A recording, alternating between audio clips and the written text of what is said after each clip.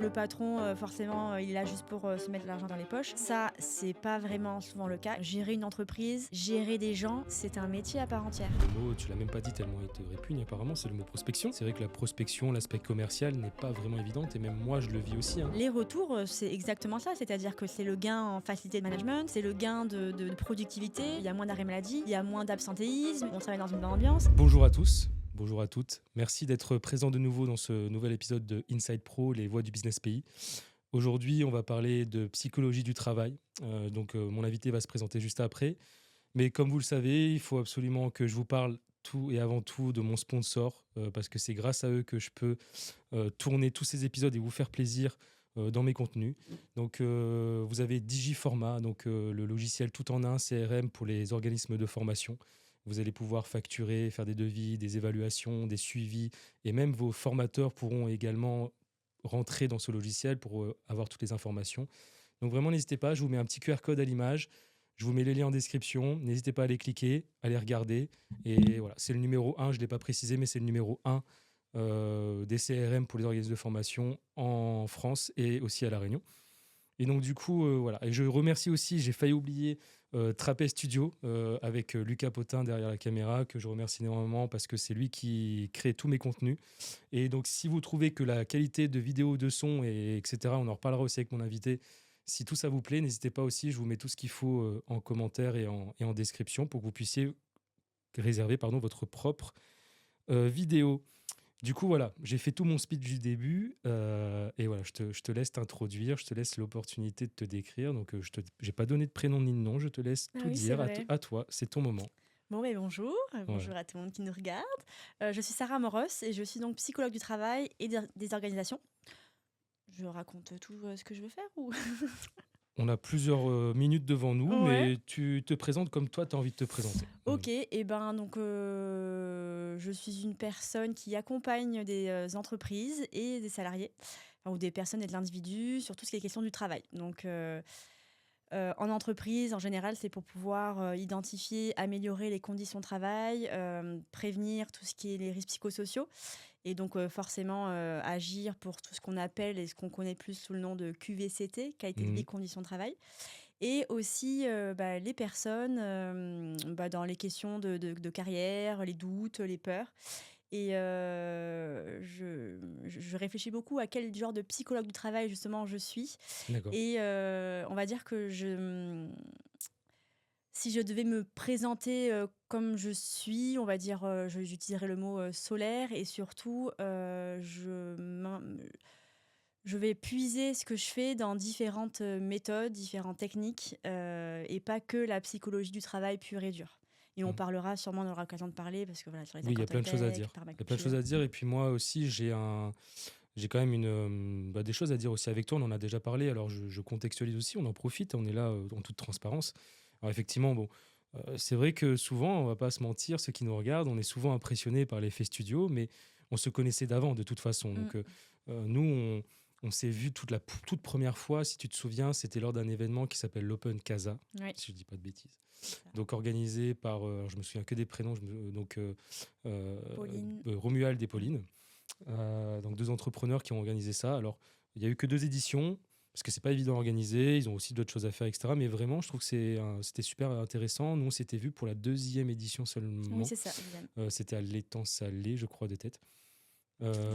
Quelque Oui. chose comme ça. Donc voilà. Puis peut-être, j'espère qu'ils vont continuer à faire parce que c'était vraiment un beau projet, hein, on peut en parler D'ailleurs, j'y ai rapidement. pensé cette semaine en me disant quand est-ce que c'est la 3e édition? Quand est-ce que c'est? Je C'est sais une pas, demande. c'est pas évident. Non, mais je les comprends, c'est Oui. pas évident. Mais après, pourquoi pas? On peut peut-être aussi proposer, hein, si on a envie que ça se lance, Mm, on peut mm, mm, mm. proposer notre aide aussi, hein.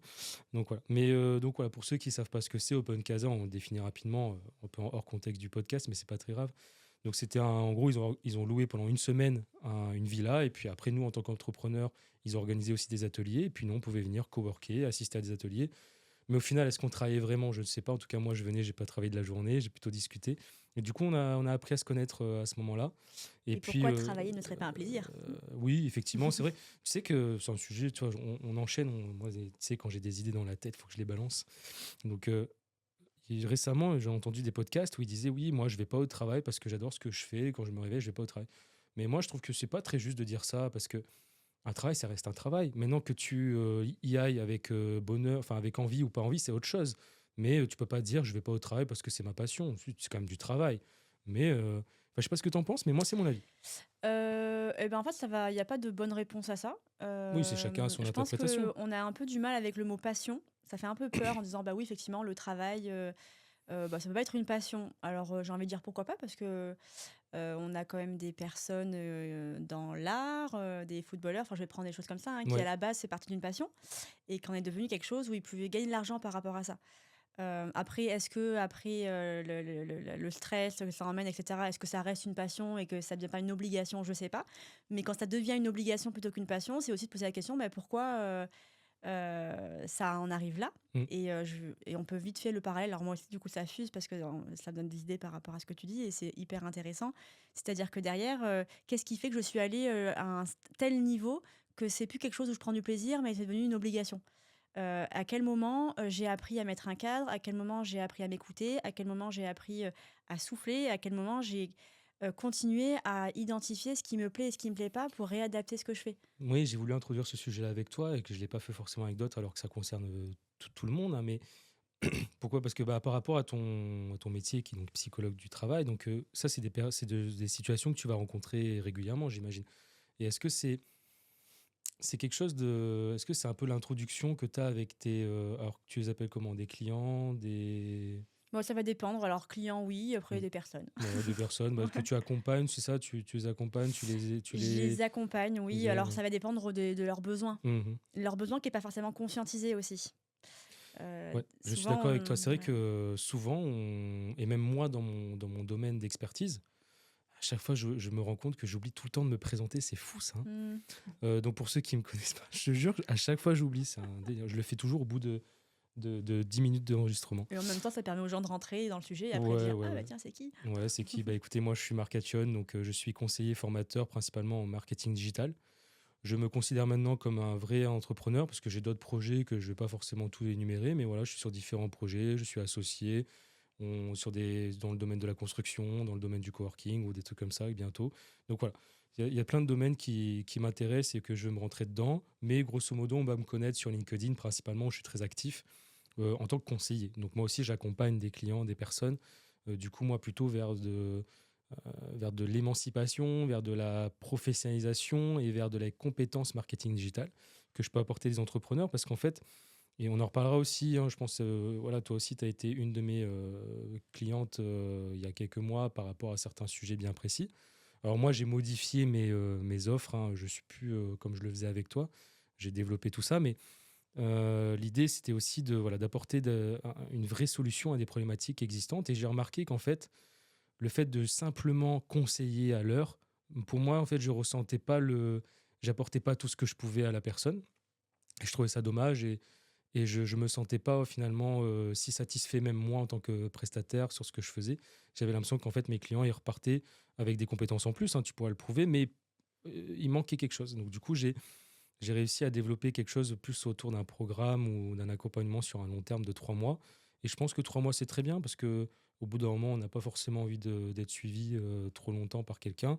Mais l'idée, c'est vraiment que l'entrepreneur euh, puisse avoir les connaissances surtout et puisse se débrouiller par lui-même derrière. Moi, j'ai pas besoin que quelqu'un me suive pendant 3 ans, quoi. C'est pas le but.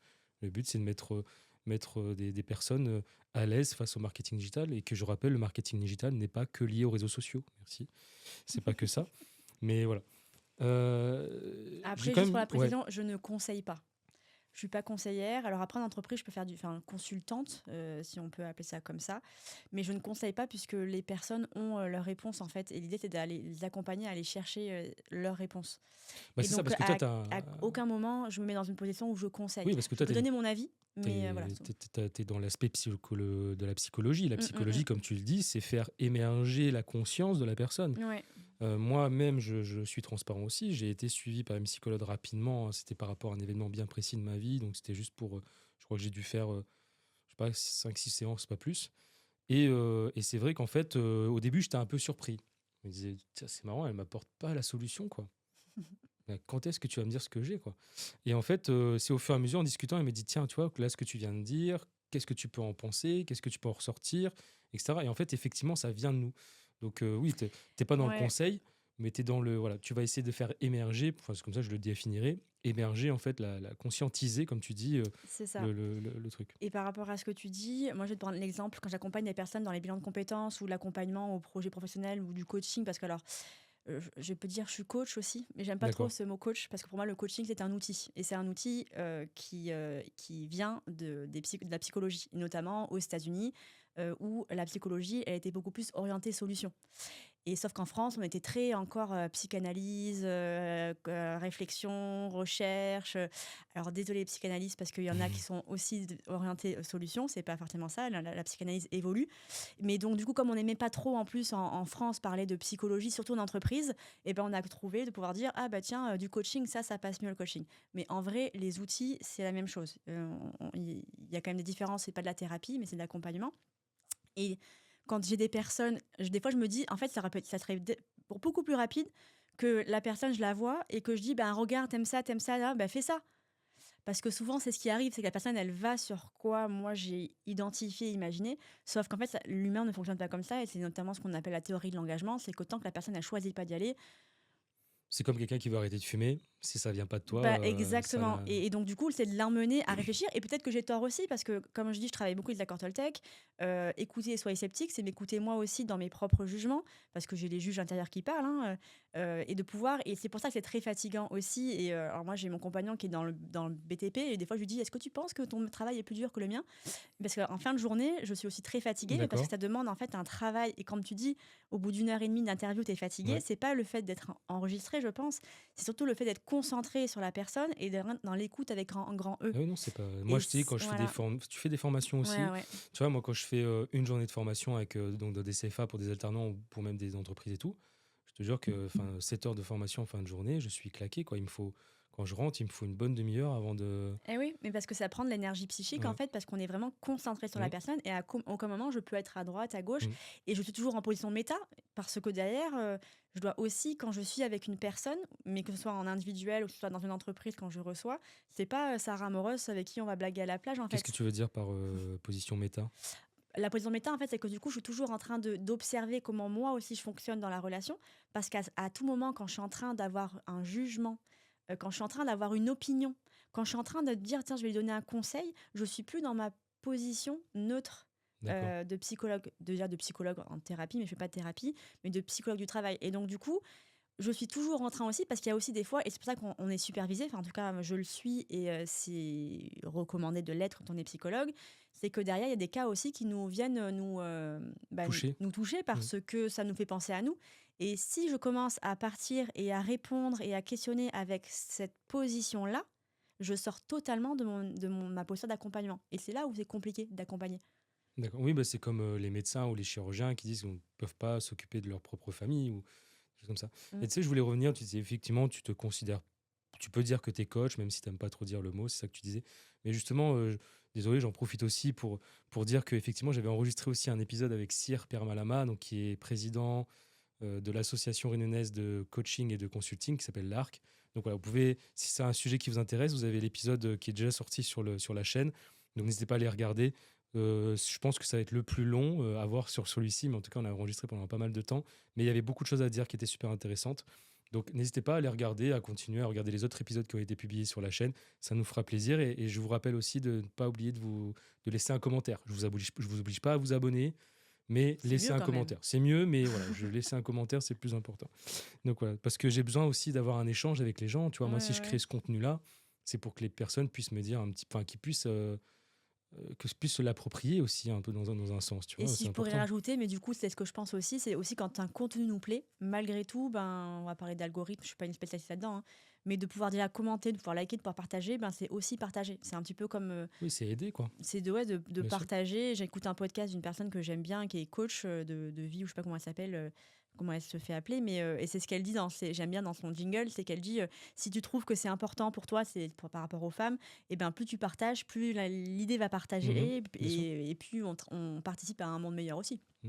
Oui, moi, pourquoi j'ai lancé ce podcast? Parce qu'en fait, pour l'instant, parce que ça peut évoluer. Mais pour l'instant, je n'avais pas l'ambition d'inviter, tu sais, quand on fait un podcast, et avoir des gros invités premium, VIP, des gros noms, des machins. Ça m'intéressait pas, moi. Alors, j'ai fait beaucoup marcher mon réseau principal professionnel. Toutes les personnes que vous avez vues, c'est des personnes que je connais. Mais voilà, je trouvais que chacun avait sa chose à dire, et puis son petit truc à dire intéressant. Chacun avait une vraie valeur à apporter. Et du coup, je trouvais ça important d'utiliser des médias comme la vidéo, le podcast, etc. J'ai l'opportunité de le faire, je le fais. Et c'est de mettre en avant ces personnes-là. Alors, je dis pas que vous êtes complètement inconnu ou machin, mais je veux dire, t'es pas invité tous les 4 matins dans un podcast ou dans une radio. Et donc, ça te permet aussi, toi-même, d'avoir la possibilité aussi d'étendre ton message. Et je trouvais Ouais, que et la de psy... découvrir un studio vachement bien. Exactement. Et puis, en plus, tu vois, le côté... le côté podcast, ça te permet aussi d'avoir une réponse longue. On est là pour plusieurs minutes, donc il faut pas avoir peur. Quand tu fais des trucs courts, des reels de 1 minute, machin, il faut être super précis, c'est pas évident. Mm. Là, on est libre. C'est ça, c'est le principal objectif de mon podcast. Les gens doivent être libres de ce qu'ils disent. Et c'est pour ça que, bon, après, c'est à toi de voir si tu acceptes de répondre à certaines questions ou pas, c'est autre chose. Mais du coup, là, je voulais, pour finir un peu sur cette première partie autour de toi, hein, finalement, c'est quoi un peu... Déjà, ça fait combien de temps que tu es dans cette activité-là? Ouh là là, ça fait, j'ai arrêté de compter à 10 ans, donc ça fait plus de 10 ans. J'ai commencé, j'avais 25 ans et donc je viens de dire mon âge, en fait, indirectement, mais c'est pas grave, j'ai aucun problème avec ça. Mais oui, ça fait plus de 10 ans, ça va faire, 11-12 ans que je suis psycho au travail. En vrai, j'ai toujours été ça. C'est-à-dire que, j'ai découvert la psychologie, en fait, avec mon prof de philosophie en terminale, qui était beaucoup axé, psychologie, et j'ai commencé à adorer ça. J'ai adoré la philosophie et j'ai voulu à ce moment-là me dire: «Ah là, psychologue, ça me plairait trop bien». Et puis, ma mère va pas aimer ce passage parce qu'elle déteste quand je dis ça. Elle a, maman, je t'aime. Mhm. C'est important de passer des beaux messages. Mais ça arrive à tout le monde, en fait. C'est pour ça que l'idée, c'est pas d'en prendre personnellement. C'est-à-dire qu'aussi, il y a des parents qui ont leur propre peur, leur propre injonction, leur propre vécu, et donc par ce qu'on n'a pas pu vivre, et cetera, on va mettre des choses. Et j'ai beaucoup été avec une mère, surtout parce que mon père je rentrais pas trop dans les choix par rapport à ça, mais qui sécurité avant tout. J'ai passé un poste, je voulais être dans les étoiles, c'est ce que je voulais, mais sauf que ma mère, ça a toujours été, c'est bien, c'est une passion, mais il faut le travail, quoi. Demain, je me casse une cheville, C'est c'est fini. fini, voilà. Oui, c'est vrai, sauf que derrière, voilà, j'ai pas eu l'opportunité de pouvoir essayer et aller jusque-là, et psychologue, c'était un peu ça. C'était un peu, bon, bah, les psychologues, ils sont au chômage. Ça, c'était il y a 15-20 ans, hein. Mhm. Maintenant, je pense que on voit bien avec tout ce qu'il y a, c'est très différent, et donc je suis pas allée là, je suis en fac de sciences. Et puis, fac de sciences, j'adorais la science aussi. J'adore chercher, comprendre comment fonctionne déjà notre corps, et voilà, et il y a eu des grèves. J'étais pas spécialement bonne en physique, mathématiques. J'adorais la biologie, microbio, ça j'adorais. Et puis, ben, en face, il y avait la fac de psycho, et je me suis dit: «Tiens, tiens, tiens», et j'ai adoré faire pendant un TD. C'est fou, hein, en fait, la vie, comment elle emmène, et il faut savoir comprendre et écouter aussi les choix. Alors déjà, j'ai rencontré une psychologue qui était, conseillère d'insertion à la fac, et qui a été hyper, bien dans sa façon de faire, et j'utilise en sa façon de faire, stratégiquement, pour aller chercher, comprendre, prendre des décisions. Et j'ai adoré faire les TD où, il fallait, se positionner comme recruteur. Parce qu'on faisait ça, un peu la préparation, je pense à l'entretien d'embauche, faire une lettre de motivation, CV, conseiller par rapport à ça, et j'ai adoré faire ça, et j'avais des bons retours, alors de professeurs, sur comment j'écrivais mes lettres de motivation, et je me suis dit, j'en parlais à quelqu'un, une amie de ma mère d'ailleurs, et qui dit: «Ah bah nous, on a une psychologue du travail, dans les RH». Et là, je me suis dit: RH, boulot, psychologie, c'est bien pour ma tête et ma sécurité qui a été inculquée par, ma façon de grandir et d'être amenée. Et je me dis: «Bah, je vais du coup aller à la fac de psycho pour devenir psychologue du travail». Et d'ailleurs, c'était, le sujet de ma lettre, pour entrer dans le master. C'était, moi, j'ai pas choisi pendant mon cursus d'être psycho du travail, je suis rentrée pour être psycho du travail. Et voilà, et donc du coup, et je sais plus c'est quoi la question, mais Non, bah vas-y, et donc c'est j'ai pour... démarré, j'étais psycho de travail dans ma tête depuis le départ, hein, à vrai dire, et j'ai fait tout au long de mon cursus, du coup, plein de stages et de choses dans différents, secteurs où je pouvais travailler en tant que psycho de travail. Donc les bilans de compétences à l'époque étaient faits que par les psychologues du travail, avec les CIBC, hein, les centres, de bilan de compétences. Et après, il y a eu Calliope, il y a eu tout ça. Et donc, qu'est-ce qui se passe quand il y a des financements? Eh ben, il y a des organismes qui Qui se s'ouvrent. positionne. Voilà. Et c'est bien, tant mieux, hein, j'ai envie de dire, il n'y a pas de souci avec ça. Donc, j'ai fait ça. J'ai fait du recrutement avec des intérims. J'ai travaillé avec l'ARAX, notamment aussi à Montpellier. C'était une super expérience. Je pense que ma plus belle expérience. S'ils me regardent, je leur partagerai si tu veux Mhm. ça. Je Bah vais oui, leur y a pas de dire, problème. c'était chouette et c'était hyper formateur. Et ensuite, j'ai eu un poste à Mayotte. Et c'est là où j'ai à Mayotte un poste qui regroupait tout ce qu'on pouvait faire, un psycho du travail. Et du coup, en 5 ans, en 6 ans, j'ai travaillé 4 ans dans cette structure ou 3 ans. J'ai travaillé, je pense, j'ai pris en termes d'expérience 10 ans de professionnel par rapport à quelqu'un qui aurait démarré, je pense, en hexagone. Ok. C'est vrai que j'ai failli oublier que Mayotte était un point très important de ta vie. J'ai failli l'oublier ça. Mais on Oui, en c'est parlera mon du île de coup. cœur aussi, La Du Réunion coup, aussi, hein, mais ouais. Mayotte. Mais du coup, pour tout ce que tu viens de dire, il y a un truc, moi, qui m'est venu en tête comme question, c'est est-ce que du coup, par rapport à ce que tu as vécu euh, avec justement les valeurs que ta mère t'a apportées du côté sécurité, comme tu dis, est-ce qu'aujourd'hui, maintenant, tu conseilles, parce que je sais que tu n'aimes pas conseiller, mais est-ce que tu recommandes de vivre ses rêves? En fait, c'est pas que j'aime pas conseiller, c'est que je le fais pas. Oui. C'est-à-dire que par contre, moi, mon travail, c'est de déconstruire des croyances. Les croyances, on en est plein. Je veux dire, on ne peut pas vivre sans croyances. C'est comment on nous a élevés, Éduquer. c'est éduqués, c'est ce qu'on a appris. Donc, on apprend des choses. Sauf qu'en tant qu'adulte, je peux choisir si ce que j'ai appris, ça me va ou ça me va pas. Et c'est juste de pouvoir ouvrir l'espace qu'on peut faire autrement. Et ça ne veut pas dire que parce que je fais autrement, que je vais réussir. Ça veut juste dire que je peux faire autrement. Sachant qu'il y a des études qui ont été faites, des interviews qui ont été faites auprès de personnes en fin de vie pour leur demander qu'est-ce qu'ils regrettent dans la vie. Et les réponses sont rarement ce que j'ai fait. Les Ok. réponses, c'est C'est ce souvent que j'ai je pas. regrette ce que je n'ai pas fait. Ouais. Et une fois que je sais ce que j'ai envie de faire, et ça, c'est pas facile, parce que c'est beaucoup plus à dire comme ça qu'à faire, et il y a des façons de faire, il y a des méthodes, il y a des accompagnements, il y a surtout, alors j'utilise beaucoup ce mot amour maintenant, parce qu'on a peur de parler du amour en entreprise. Oh là là, mais de quoi elle me parle? D'où ça vient l'amour? Mais l'amour des autres, l'amour de soi. euh, et quand je dis amour, c'est que je vois la personne comme elle est, avec toute sa globalité. Et le fait de, quand quelqu'un, et c'est ce que je me rends compte, je me dis en fait, il suffit d'écouter avec amour.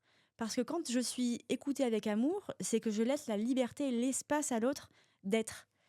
Et après, oui, une fois que ça, j'ai compris qui je suis, qu'est-ce que je peux faire et comment je peux le faire et pour mettre en action. Et j'essaye. Et à chaque fois, il y a des clés aussi sur apprendre à s'écouter, sur les émotions, pour savoir est-ce que je suis sur la bonne voie, est-ce que je suis pas sur la bonne voie. Et donc, je ne conseille pas. Par contre, effectivement, je pense que le fait que je vois chez les gens le talent et le potentiel, et ça, vraiment, j'ai des antennes.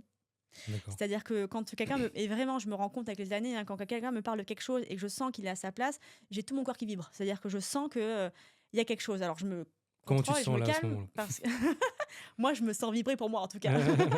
et, euh, et, euh, et donc, du coup, là, c'est de pouvoir dire à la personne, OK, c'est possible, comment? Et il y a, voilà, qu'est-ce que je choisis maintenant que j'ai conscientisé que ce que j'ai fait, c'est lié à ça ou pas? Et mon côté sécurité, parce que du coup, je travaille aussi beaucoup sur moi, je suis supervisée, je fais de la thérapie régulièrement quand j'en ai besoin, parce que la thérapie, c'est pas toutes les semaines, toute la vie. C'est à un moment donné, on en a besoin, à un moment donné, on en a plus besoin, et après, d'un coup, on en a besoin encore une fois. C'est vraiment, là, j'appelle ça l'appel à un ami. Hein. C'est D'accord. l'appel à un ami. Tiens, là, ça va pas, j'arrive pas à comprendre. Ouais, tiens, je vais aller voir. Et certains iront voir un coach. Il y en a qui disent, je sais plus qui m'avait dit ça, mais qu'un indépendant doit toujours avoir dans sa poche, entre guillemets, enfin en tout cas dans ses contacts proches, un comptable, enfin, un expert comptable, un avocat, un notaire, etc. Et toi, tu rajouterais le psycho, Ben oui. le thérapeute. Et d'autant plus quand on est manager, quand on est directeur, directrice, quand on est RH. Enfin, il y a des positions où on a un certain pouvoir et de ne C'est pas vrai. s'en rendre compte, c'est totalement inconscient. Et alors moi, je suis sur les sujets du sexisme, du racisme et de On ce en parlera. Ouais. pouvoir-là. Et ça, c'est un sujet que enfin, depuis des années, 1 ou 2 ans que je lis, parce que aussi je suis blanche. Je suis une femme blanche. Et donc derrière, avec plein de choses que je n'avais jamais conscientisées. Alors le côté femme, oui, parce que je le vis. Mais le côté blanche, il y a plein de trucs que je ne vivais pas et que je ne pouvais pas conscientiser, d'autant plus dans une famille blanche, plutôt alors modeste. Maintenant, on dirait le modeste, c'est un peu élevé, mais mais et donc plein de choses que je n'ai pas constatées. Et en fait, de ne pas le voir, c'est là où ça devient compliqué. Parce qu'on est guidé, autopiloté par des choses. Et dans le recrutement, moi, j'adore accompagner au recrutement parce que c'est des choses que je vois et que j'accompagne les personnes. Et quand je fais des conférences là-dessus, je vois aussi les gens. Alors, je suis toujours impressionnée par ça et je trouve ça chouette.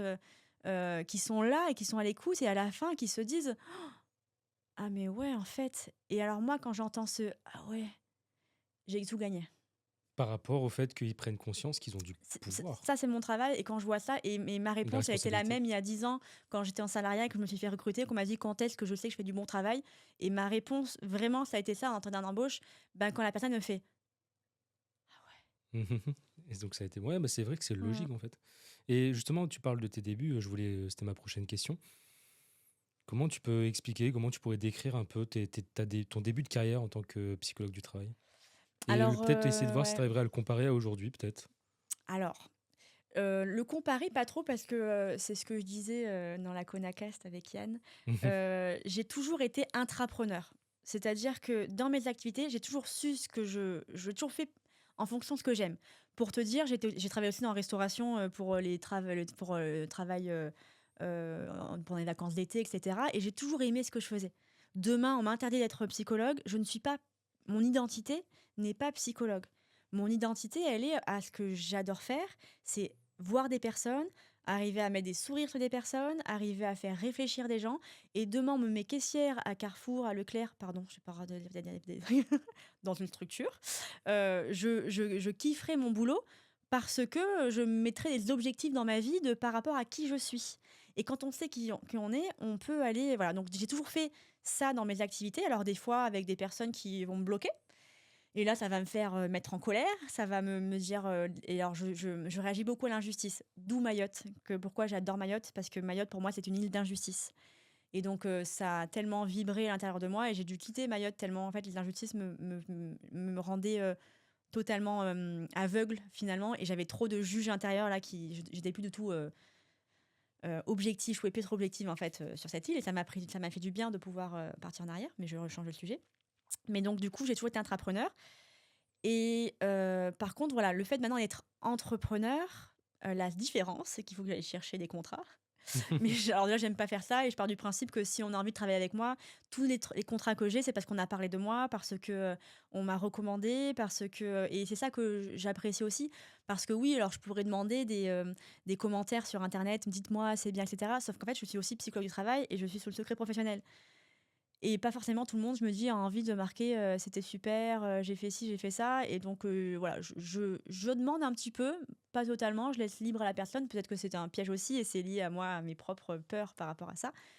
Mais je comprends aussi que les personnes n'ont pas spécialement envie de faire, mais je sais entre eux, ils parlent de ça et je sais que quand on a commencé à travailler avec moi, en général, ça plaît et derrière, on continue.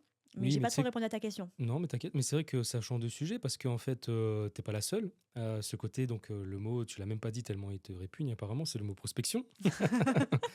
Donc mais tu n'es pas la seule, hein. Moi, j'en croise énormément avec tous les clubs qu'on peut croiser de chefs d'entreprise ou d'entrepreneurs. C'est vrai que la prospection, l'aspect commercial n'est pas vraiment évidente et même moi, je le vis aussi, hein. Après moi, c'est peut-être un peu plus facile pour moi parce qu'entre guillemets, je connais les différentes méthodes marketing digital. Maintenant, le marketing digital, c'est un appui, une collaboration avec un aspect commercial. Bah, ça Tu vois, aide, dans hein, des quand je grandes me suis accompagnée par entreprises. toi, je l'ai vu, hein, ça Voilà. m'a super aidée. Mais du coup, je trouve que effectivement, la prospection, on doit y passer, mais maintenant, on n'est pas obligé d'être. Alors, il y en a qui sont très à l'aise avec appeler beaucoup, beaucoup d'emails, etc. Mais si on n'est pas à l'aise avec ça et qu'on arrive à trouver des clients parce qu'on arrive à juste bouger, à parler, à profiter d'opportunités comme moi je te l'offre, Mmh. tu vois, c'est tout c'est un tout en fait. C'est pas très grave. Après, faut juste voir si on arrive à atteindre nos objectifs qu'on veut ou qu'on veut pas. Et ce que je trouve compliqué dans ce que je fais, je ne veux pas dire forcément pour tout le monde psychologue du travail, hein, mais en tout cas ce Oui, que tu je peux parler fais, pour toi. Oui. mais avec les entreprises, je suis pas là pour faire plaisir. C'est-à-dire que, en général, il y a des demandes, mais derrière, je vois tellement de choses qui pourraient aider et souvent les demandes, c'est l'arbre qui cache la forêt et donc on n'a pas spécialement envie d'aller fouiller, d'aller creuser. Je suis déjà intervenue dans une entreprise où, déjà, je vais jamais faire si je ne suis pas d'accord avec ça et donc quand j'ai rendu mon rapport, ça a été, bah, on m'a demandé que j'intervienne pour un truc et en fait, j'ai fait ressortir plein d'autres trucs D'accord. et bah, ça fait pas forcément plaisir. Après, il y a une façon d'accompagner et cetera, mais moi, mon travail, comme c'est de pouvoir améliorer les conditions de travail parce que c'est bénéfique pour tout le monde. C'est bénéfique pour les salariés et donc c'est bénéfique pour l'entreprise, pour la productivité et tous les, les études le montrent et pas que parce que souvent on dit oui mais et j'ai déjà fait dans mes accompagnements en montrant les chiffres et la question oui mais à la Réunion c'est comment Mmh. et sauf que j'ai fait mes études à la Réunion et que j'ai fait mes propres sondages et les résultats sont les mêmes et c'est donc j'ai fait ça exprès pour ça parce que les questions de me dire oui mais la Réunion c'est pas forcément pareil et si et les personnes et heureusement les directeurs et les directrices qui s'emparent du sujet le disent et c'est pour ça que dans mon blog, parce que le blog, on n'a pas encore parlé, mais que j'ai voulu interviewer des entreprises pour que celles en tout cas que je vois ou que j'ai des retours qui me disent que les personnes, elles essayent de faire bien, et ben les retours, c'est exactement ça. C'est-à-dire que c'est le gain en facilité de management, c'est le gain de productivité, c'est le gain de... Il y a moins d'arrêt maladie, il y a moins de problèmes dans le travail, il y a moins d'absentéisme, on travaille dans une bonne ambiance. Et d'ailleurs, pour la petite anecdote, j'ai été invitée par une entreprise, par Tecoa, quand ils ont gagné un trophée au MBA du MEDEF. MEDEF il y a 2 semaines, Ouais. parce qu'ils ont gagné un trophée par rapport à l'article que j'avais écrit. Et je trouve ça Ouais. très chouette, déjà de eux qui m'invitent. Et ça montre aussi tout le côté humain et partage de Non, c'est cool, l'entreprise. super. Et puis, est-ce qu'on peut dire aussi, tu vois, tu disais que tu vas justement aller chercher ce qu'ils veulent pas dire, etc. Comme si, je sais pas pourquoi dans ma tête, je me suis dit, c'est comme si tu vas un peu exorciser l'entreprise, quoi. Eh ben, j'aime bien utiliser moi ce terme. J'en parlais de ça et je pense que je l'utiliserai un peu dans ma communication. C'est un peu comme si je faisais l'IRM d'une entreprise. Mhm. C'est-à-dire que On quand voit la peau, mais on va voir ce qu'il y a en ils dessous, quoi. passent 1 heure et demie avec moi, je peux passer 1 heure et demie dans leur entreprise et je vais voir des choses. Après, c'est en thérapie en général aussi ce qu'on dit, c'est qu'on va pas défoncer la porte d'une chambre à coucher tout de suite. Ok. Quand tu rentres chez quelqu'un, tu vas pas directement mettre dans le lit de la personne parce que c'est un peu violent. Et donc l'idée, c'est d'aller petit à petit. Et les entreprises, elles ont toujours ce sentiment et cette croyance, parce que c'est une croyance limitante, hein, on n'a pas le temps. On n'a pas le temps de se poser, on n'a pas le temps de réfléchir, on n'a pas le temps de faire des ateliers, on n'a pas le temps de communiquer. Et donc il y a cette croyance-là qu'il y a le temps. Sauf que derrière, le temps que je passe à faire ça, quel gain je vais avoir à moyen et long terme? Et le gain, il est garanti. Non, mais c'est clair. Moi, tu sais, on en a plus ou moins discuté aussi lors de mon épisode avec Julie Capitrel. Je sais pas si tu la Oui, connais aussi. On en a plus ou moins discuté. C'est-à-dire qu'effectivement, il y a ces croyances limitantes d'entreprise. Et en fait, quand on va aller chercher, parce que c'est un peu des coûts invisibles, en fait, un peu tout ça. Et c'est vrai que quand elle peut témoigner sur certaines entreprises qui ont déjà pris les devants en termes de QVCT, comme tu dis, qualité de vie au travail, ou RSE, pardon. J'ai failli dire RES, donc RSE. Et on voit, il y a la différence, elle est assez nette, quoi. Elle est assez nette. Et puis maintenant, il y a aussi un enjeu qu'on parle peu, mais qui est plus lié à la communication, mais il y a l'image de l'entreprise, l'image de marque, tout ça qui va être impacté, en fait, tout simplement. On n'en parlera pas tout de suite, on va plutôt en parler peut-être vers la fin de l'émission, mais moi, j'ai plus honte d'en parler, même si je vais dire aucun nom, mais moi aussi, j'ai vécu, c'est d'ailleurs notre premier sujet de conversation qu'on a eu. J'ai vécu moi-même, donc du coup, dans du management toxique, et c'est vrai qu'en termes d'image de marque, en termes d'image de... Comment on dit ça? C'est pas image de marque, c'est image... euh, attends, parce qu'il y a un mot quand à la tu veux mode. recruter, tu vois, Il y a un mot à la mode, il y a un mot à la mode, il me vient plus, il me c'est vient ça que je plus. cherche. Bon, c'est pas très, on va pas prendre 30 secondes dessus, mais c'est La marque employeur. la marque employeur, exactement. Voilà, tu vois, ça impacte la marque employeur, et pourtant, voilà, bref. Mais Alors, on en parlera. ouais, on en parlera, c'est pas un nouveau truc, c'est un truc qui a toujours existé en psycho, mais que Oui, bien maintenant on sûr. aime bien mettre en avant. Mm, Mais oui, on en parlera plus tard. Mais mm. clairement, les salariés, c'est les premiers commerciaux en fait de l'entreprise, autant pour les clients, autant que les talents qui vont pouvoir venir parce que ah bah tiens, tu fais un travail, j'ai une super entreprise. Alors que quand je travaille dans une entreprise où ça va pas, je vais pas dire allez viens, viens, Ah c'est non, moi bien. je déconseille. Mais du coup, voilà. Écoute, on a fini la première partie. On va essayer d'enchaîner sur d'autres sujets.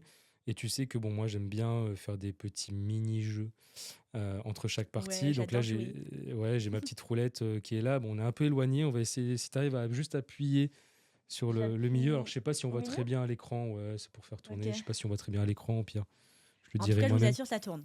Ouais, ça C'est tourne. pas de Donc la tricherie. c'est une petite mallette de travail. Ok, Je sais pas si super. on dit mallette. C'est peut-être mon côté belge qui revient là. Oh, c'est Euh, rigolo, ma mère est belge. T'es un côté alors, belge. On c'est va pas que j'ai un faire ça. côté belge, mais j'ai vécu 7 ans en Belgique. Ah oui, ok, d'accord. Donc, voilà, donc, j'ai pu prendre un peu de. J'ai eu justement une discussion avant que tu arrives avec un ancien pote de là-bas. Et quand il reparlait avec son langage, ça me faisait rire. C'était bazar. Truc qui me faisait rire. Du coup, bah, j'ai une question derrière cet emoji. Donc, c'est un petit emoji donc, de cartable, de petite mallette de travail. Donc, l'entreprise où tu rêverais un jour d'intervenir. Ou alors, allez, si t'aimes pas donner un vrai nom, de dire plutôt dans quel secteur d'activité. Alors moi, j'ai une entreprise en tête, mais je sais pas si je vais lui dire parce que c'est par rapport à tous les salariés que j'ai pu recevoir. Bah, donne un secteur d'activité si c'est dans le tourisme, dans le bâtiment. C'est dans j'ai plein d'enseignes hein, les dents sur l'île. Ok. Donc il y a vraiment toute cette activité, on Parce va que, dire le commerce. voilà, mais ce que je voulais venir avec cette question, c'est que, ouais, il y a des choses encore à faire. Euh, Hmm.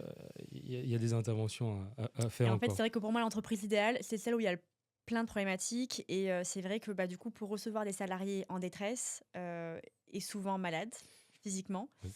et ben voilà, je vois des choses, mais je vois aussi que cette entreprise, elle essaye de faire aussi des choses. Et puis ça prend pas, ça se fait pas en 10 secondes. Hein, Est-ce qu'on peut dire que ouais, tu vas rechercher les entreprises un peu malades, mais il faut que il faut que l'entreprise qu'elles en ait soient consciente. conscientes et qu'elles aient envie d'eux. Et en général, on rentre jamais par cette porte-là, mais par autre chose. Et après, qu'emmène parce que comme je te dis, on n'est pas forcément conscient et on n'aime pas trop entendre certaines choses. Est-ce que c'est pas, est-ce que tu as remarqué par exemple que c'est des entreprises qui ont par exemple un nouveau DRH ou un nouveau directeur qui pourrait faire appel à toi parce que c'est une nouvelle personne qui est arrivée, qui a vu énormément de problèmes et qui pourrait faire appel à toi? Alors, ce que je vais te dire par rapport à ça, ce que je vois surtout plus, c'est quand il y a un changement de direction, que ça commence à être la galère en termes de ressenti et de qualité de vie au travail. Mhm.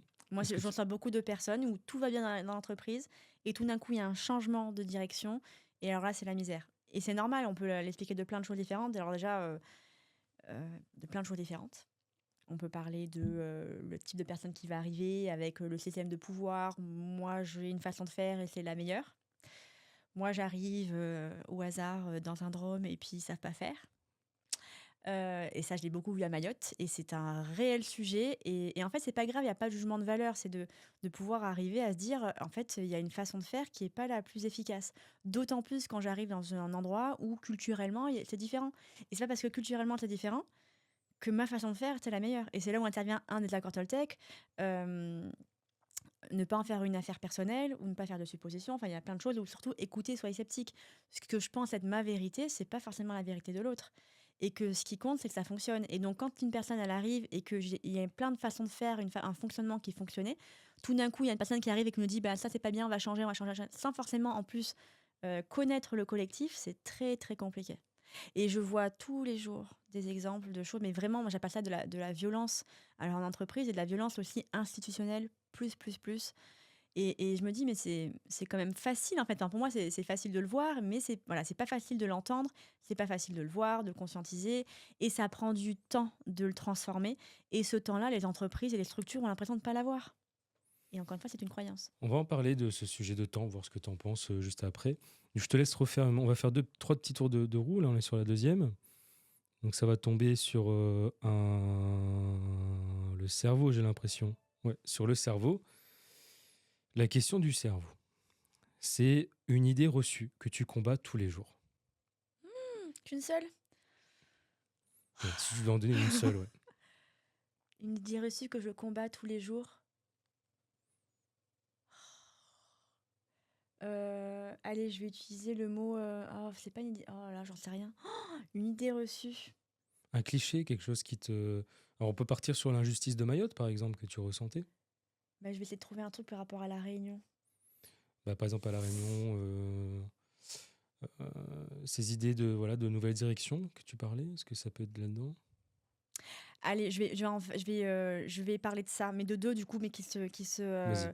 et ce que je combats vraiment tous les jours, c'est-à-dire que le patron, c'est la force obscure Mm. et le salarié, c'est le feignant qui est là juste pour parce qu'il a, enfin, le feignant, il est juste là, il s'en fout quoi. Euh, c'est un peu dur comment je dis ça, on dirait quand même elle exagère, mais je vous assure que c'est beaucoup de ressentis, de choses que j'entends. Donc déjà, C'est pas vraiment tes mots, en fait. Enfin, c'est vraiment, tu oui, retranscris ce c'est que tu par rapport entends. à ce que je peux voir. Alors déjà, que le patron, forcément, il est là juste pour se mettre l'argent dans les poches. Ça, c'est pas vraiment souvent le cas. Qu'il fasse les choses euh, de manière un petit peu, pas la manière la plus optimale possible, oui, parce que ben gérer une entreprise, gérer des gens, c'est un métier à part entière.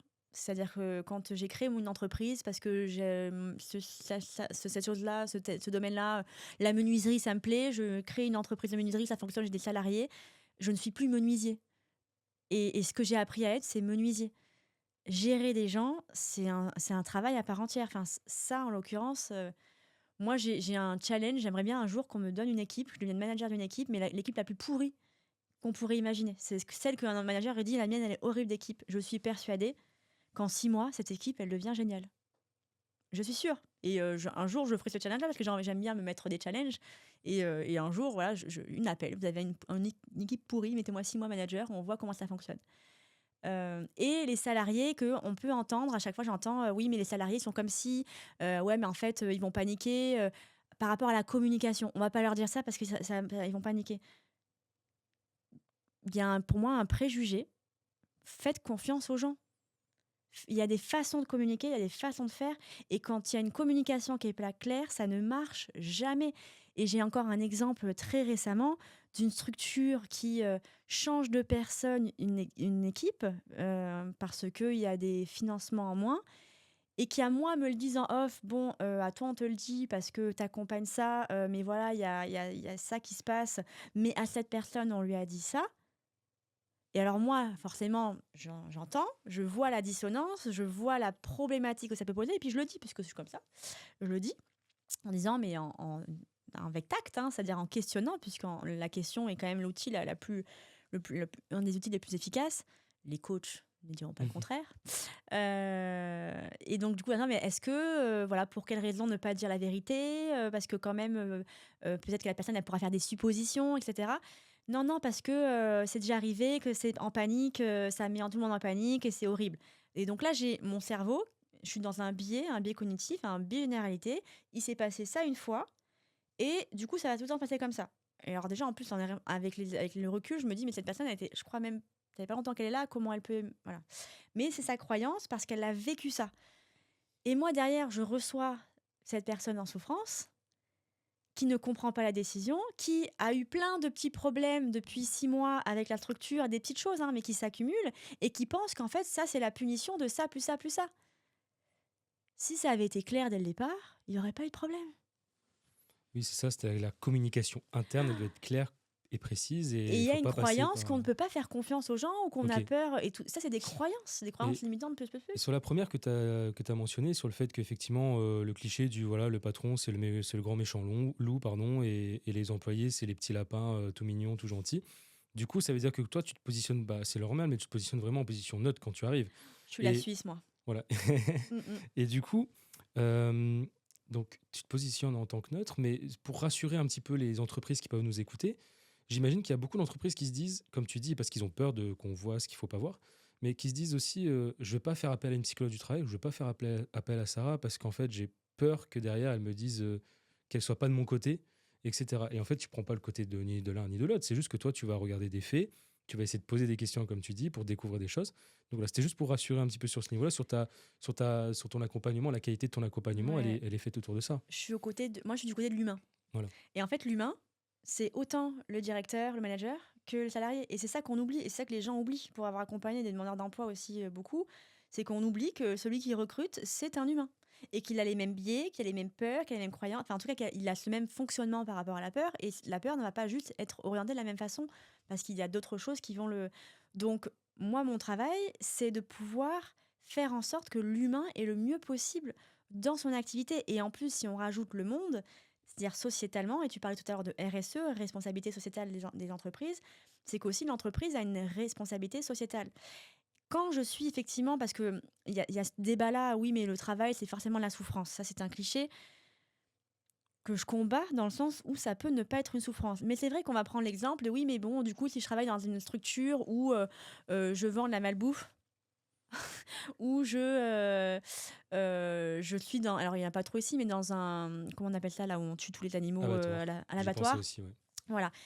Mais qu'on fasse semblant ou pas que ça n'existe pas, ça existe. Et effectivement, si on se pose la question de à quoi ça sert ça dans le monde, quel impact il y a dans le monde, on a beau se dire oui, mais bon, on est obligé, etc. Ouais, on est obligé, il n'y a pas de souci. Et effectivement, il va y avoir de la souffrance au travail, mais et là, c'est de se poser la question, est-ce que je peux faire ça toute ma vie et comment je peux faire différemment et est-ce que je peux aborder ça différemment et est-ce que je peux trouver un sens à tout ça. Et il y a des façons de faire. Mais effectivement, si c'est important quand même le sens dans ce que je fais Ça, c'est humain et donc oui, moi je suis persuadée qu'aujourd'hui, il y a un système que des entreprises ne pourront pas, vivre des centaines d'années et moi je parle à centaines d'années parce que et c'est pour ça que quand je travaille avec la permaculture au travail, c'est le fonctionnement de la vie. La nature, elle a été là bien avant nous et elle sera là bien après nous et c'est elle qui s'adapte le plus et dans tout ce qui est résilience, on l'a appris en observant le fonctionnement de la nature. Heu, la suractivité n'existe pas dans la nature. Un arbre ne fait jamais alors oui, il va y avoir une année une suractivité de fruits, Il y a un début, il y a une fin, mais quoi. l'année Mmh. d'après, il va y en avoir moins Mmh. et c'est comme ça que la nature fonctionne et c'est comme ça que la nature s'adapte. Donc toutes les entreprises qui vont un petit peu à l'encontre de ces règles-là de la nature, à mon avis, et je serai peut-être plus là pour le voir, Mmh. mais n'auront pas vocation à survivre. Et on le voit, enfin moi je le vois, ce que j'observe, c'est ce retour à des questions environnementales, c'est ce retour à l'artisanat, c'est ce retour à je fais des choses, bah là, comme ce studio par exemple, des choses qui m'importent et avec la façon que je veux et dans une structure hein, que j'y arrive et j'ai pas monté une industrie avec 15 000, alors peut-être que c'est un objectif, hein, mais et tu vois, il y a quand même un retour à ça. Quand je suis pas bien, que je me sens en dépression et que je vais faire un tour à la plage ou dans la forêt, comment je me sens? Est-ce que je me sens pas mieux? Est-ce que j'ai pas un appel à un moment donné à vouloir aller dehors et à vouloir, alors on me dira: «Les New-Yorkais, non, ça supporte pas le bruit» parce que j'étais à New York pendant 6 mois et on va dire: «Oh là là, ça me stresse». Les Parisiens, j'entends dire des fois: «Ça me stresse». Mais quand il y a eu le covid et que tout le monde était enfermé dans ses maisons, où sont allés les gens? Et donc il y a quelque chose de naturel qui revient forcément. C'est vrai que moi, pour te dire, quand le confinement, moi je l'ai vécu à Liège, en Belgique. Alors les conditions étaient un petit peu différentes, c'est-à-dire qu'on pouvait quand même circuler, on va dire, 1 kilomètre autour de chez nous, et j'avais la chance d'être juste à côté d'un parc. Ouais, j'y allais tous les jours. Ah ouais. Et ça, on est des êtres, enfin, on est des animaux en fait. On est des êtres humains, on n'est pas supérieur à la nature. Et moi, de plus en plus, j'oriente mes activités par rapport à ça parce que c'est ce que j'ai découvert la permaculture au travail avec une formation, notamment avec Jennifer Vigneault, que j'ai trouvé super et que j'avais découvert via un TEDx. D'ailleurs, au passage, un TEDx, c'est un de mes rêves de faire un TEDx. Ah Voilà. mince, t'as anticipé une question, je te Ah, c'est promets. vrai? Parce que je pense que je vois hein, ce pouvoir de captiver les gens quand je fais des animations, etc. Et puis Ça c'est le existe en retour plus à que La j'ai. Réunion. Et il y a le TEDx Réunion, ouais. Mm. J'ai Alors je déjà sais pas fait un quoi, petit. je sais pas, ça se passe, c'est organisé quand, comment En fait, ils ont repris il y a 2 ans, mais j'ai pas eu entendu pour cette année. J'ai pas vu Ouais, moi non plus, l'information ça si on fait un avait petit bien cette moment que année, j'ai mais pas ils ont vu. Ouais. refait il y a 2 ans et j'étais allée le voir justement pour voir comment ça s'est organisé, les organisateurs, etc. Et pourquoi je parlais de ça, je sais plus. Et donc la permaculture au travail, en fait, quand j'ai lu du coup des livres sur la permaculture et on pourrait dire que c'est du greenwashing et peut-être. Là encore une fois, je m'écoute et je suis sceptique. Peut-être que c'est totalement du greenwashing, sauf que de ce que je vois, de ce que je lis, toutes les lois du vivant qui ont été mises en avant par les personnes spécialisées par rapport à ça, et j'ai d'ailleurs écrit 30 articles là-dessus, parce qu'un article par jour, parce que je voulais me mettre à fond là-dessus, euh, je faisais les liens avec toutes les théories psychosociales qu'on voit en entreprise, qu'on voit à l'université, quand on lit dans les livres de psychologie du travail de l'organisation. Et je me disais, mais en fait, c'est logique. Et j'avais l'impression qu'il me manquait quelque chose, en plus des accords Toltec et de la spiritualité que je mets dans mes accompagnants. Ouh là là, mon Dieu, ce mot spiritualité, ça Non, peut mais faire ça peur touche. aussi, mais ça va avec l'amour. Tu sais, les gens, ils osent de moins en. Enfin, il y avait une époque, là, il y a quelques années, où les gens, ils osaient pas dire les choses. Aujourd'hui, de plus en plus. Et si tu regardes une bonne partie des podcasts, maintenant, le côté spiritualité, les gens osent le dire. Faut pas. Je pense que vraiment, t'es pas la seule. Hein. Ouais, mais c'est que dans les entreprises, on peut avoir, et puis, mais je vois, même au BDF, hein, quand tu fais des activités, des choses comme ça, un petit peu différentes à l'écart, et ben c'est super. Je trouve que ça prend le bon. C'est pour ça que je suis optimiste. Alors, déjà, je suis optimiste de nature, mais je vois des choses et je me raccroche à ce que je vois qui est bien. Et oui, il y a plein de trucs à faire, mais c'est petit à petit, on change pas. Je prends l'exemple des femmes. Je prends cet exemple-là à chaque fois quand on dit oui, mais c'est pas possible, c'est comme ça, c'est la culture, on peut pas changer ça. Ouais, et ben il y a 40 ans, 50 ans, les femmes, elles ne pouvaient pas voter. Alors, je sais plus Vous avez même exactement pas là. de compte bancaire. Elles ne pouvaient pas avoir un compte bancaire, elles ne pouvaient pas voter, et c'était comme ça. Et tu vois, moi, quand j'ai appris ça, tu vois, juste, le corps, je savais qu'ils pouvaient pas voter, etc. Mais juste ne pas avoir de compte bancaire, j'avoue que même quand moi j'ai appris ça, j'ai dit, mais c'était une époque. Hein. Alors, elles pouvaient à un moment donné, hein, mais il fallait l'autorisation du mari. Oui, il fallait l'autorisation du Et, mari. et en fait, tout ça, on se rend pas compte, mais moi, T'imagines? ma grand-mère, elle vit à ce temps-là. Mm. Et à un moment donné, il y a des Ouais, gens c'est qui ça, se c'est sont pas très dit, loin. Hein. en fait, non, ça nous plaît pas. Et même des femmes ont été contre ça. Et c'est pas grave. Et encore aujourd'hui, il y a des femmes qui sont contre ça. C'est juste qu'à un moment donné, il y a des personnes qui ont vu leur perspective un peu différemment et qui ont osé dire, en fait, ça, je suis pas d'accord. Et donc, je vais faire comme j'ai envie de faire. Ou je vais en tout cas militer, œuvrer pour faire comme j'ai envie de faire. Alors là, on parle de la vie en général, hein, de trucs que tout le monde peut vivre, mais si on reprend ton même raisonnement, mais à l'intérieur d'une entreprise, qu'est-ce que tu pourrais dire autour de ça? Du côté, est-ce qu'il y a maintenant, il y a des gens qui osent dire les choses? Et ben en fait, ça va dépendre de l'espace qu'on leur donne. Et je pense que oui, les gens maintenant osent plus parler de l'épuisement professionnel, du burn-out, comme c'est plus dit. C'est la même chose, hein. C'est juste que c'est le nom. D'accord. Je crois qu'il y avait quelqu'un qui me disait que le burn-out, c'était un peu le... ah non, non c'était pour la dépression qu'on me parlait de ça. La dépression, c'est un peu l'état en amont d'une vraie... je sais pas trop quoi. Enfin, j'ai pas trop En fait, compris exactement, mais... on peut être en burn-out sans être en dépression, Oui, mais on peut vite fait tendre à la dépression. ok.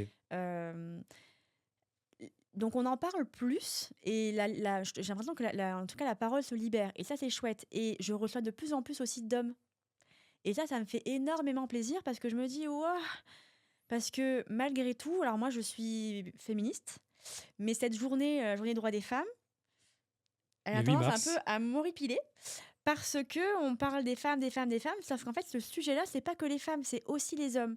Et je peux comprendre que ça fait peur parce que oui, le fonctionnement des femmes se transforme, mais donc ça transforme forcément aussi la perspection et le fonctionnement d'un homme. Parce que l'homme comme la femme, on a grandi avec des croyances, avec des représentations sociales, avec des normes sociales qu'on a intériorisées. Et donc, quand on a appris à un petit garçon, je généralise de ouf, hein, ouais, ça veut vas-y. pas dire que c'est pas tout le monde comme ça, mais il y a quand même une grosse partie de ça. Quand un petit garçon a appris que quand le papa il est pas là, c'est l'homme de la famille, qu'il doit gérer, et puis il faut pas qu'il pleure, parce que bon, déjà on pleure pas comme les filles, et puis ça c'est pour les garçons, et ça c'est pour les filles, et puis une fille c'est doux, et un garçon c'est fort.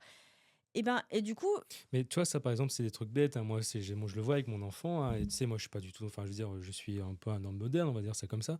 Mais c'est vrai que c'est tout bête. C'est comme des fois, il dit: Ah, papa, il a de la force, maman, elle a pas de force. Et c'est des trucs parce qu'en fait, tout simplement, à un moment donné, imagine, tu dois le prendre là et le mettre sur une table.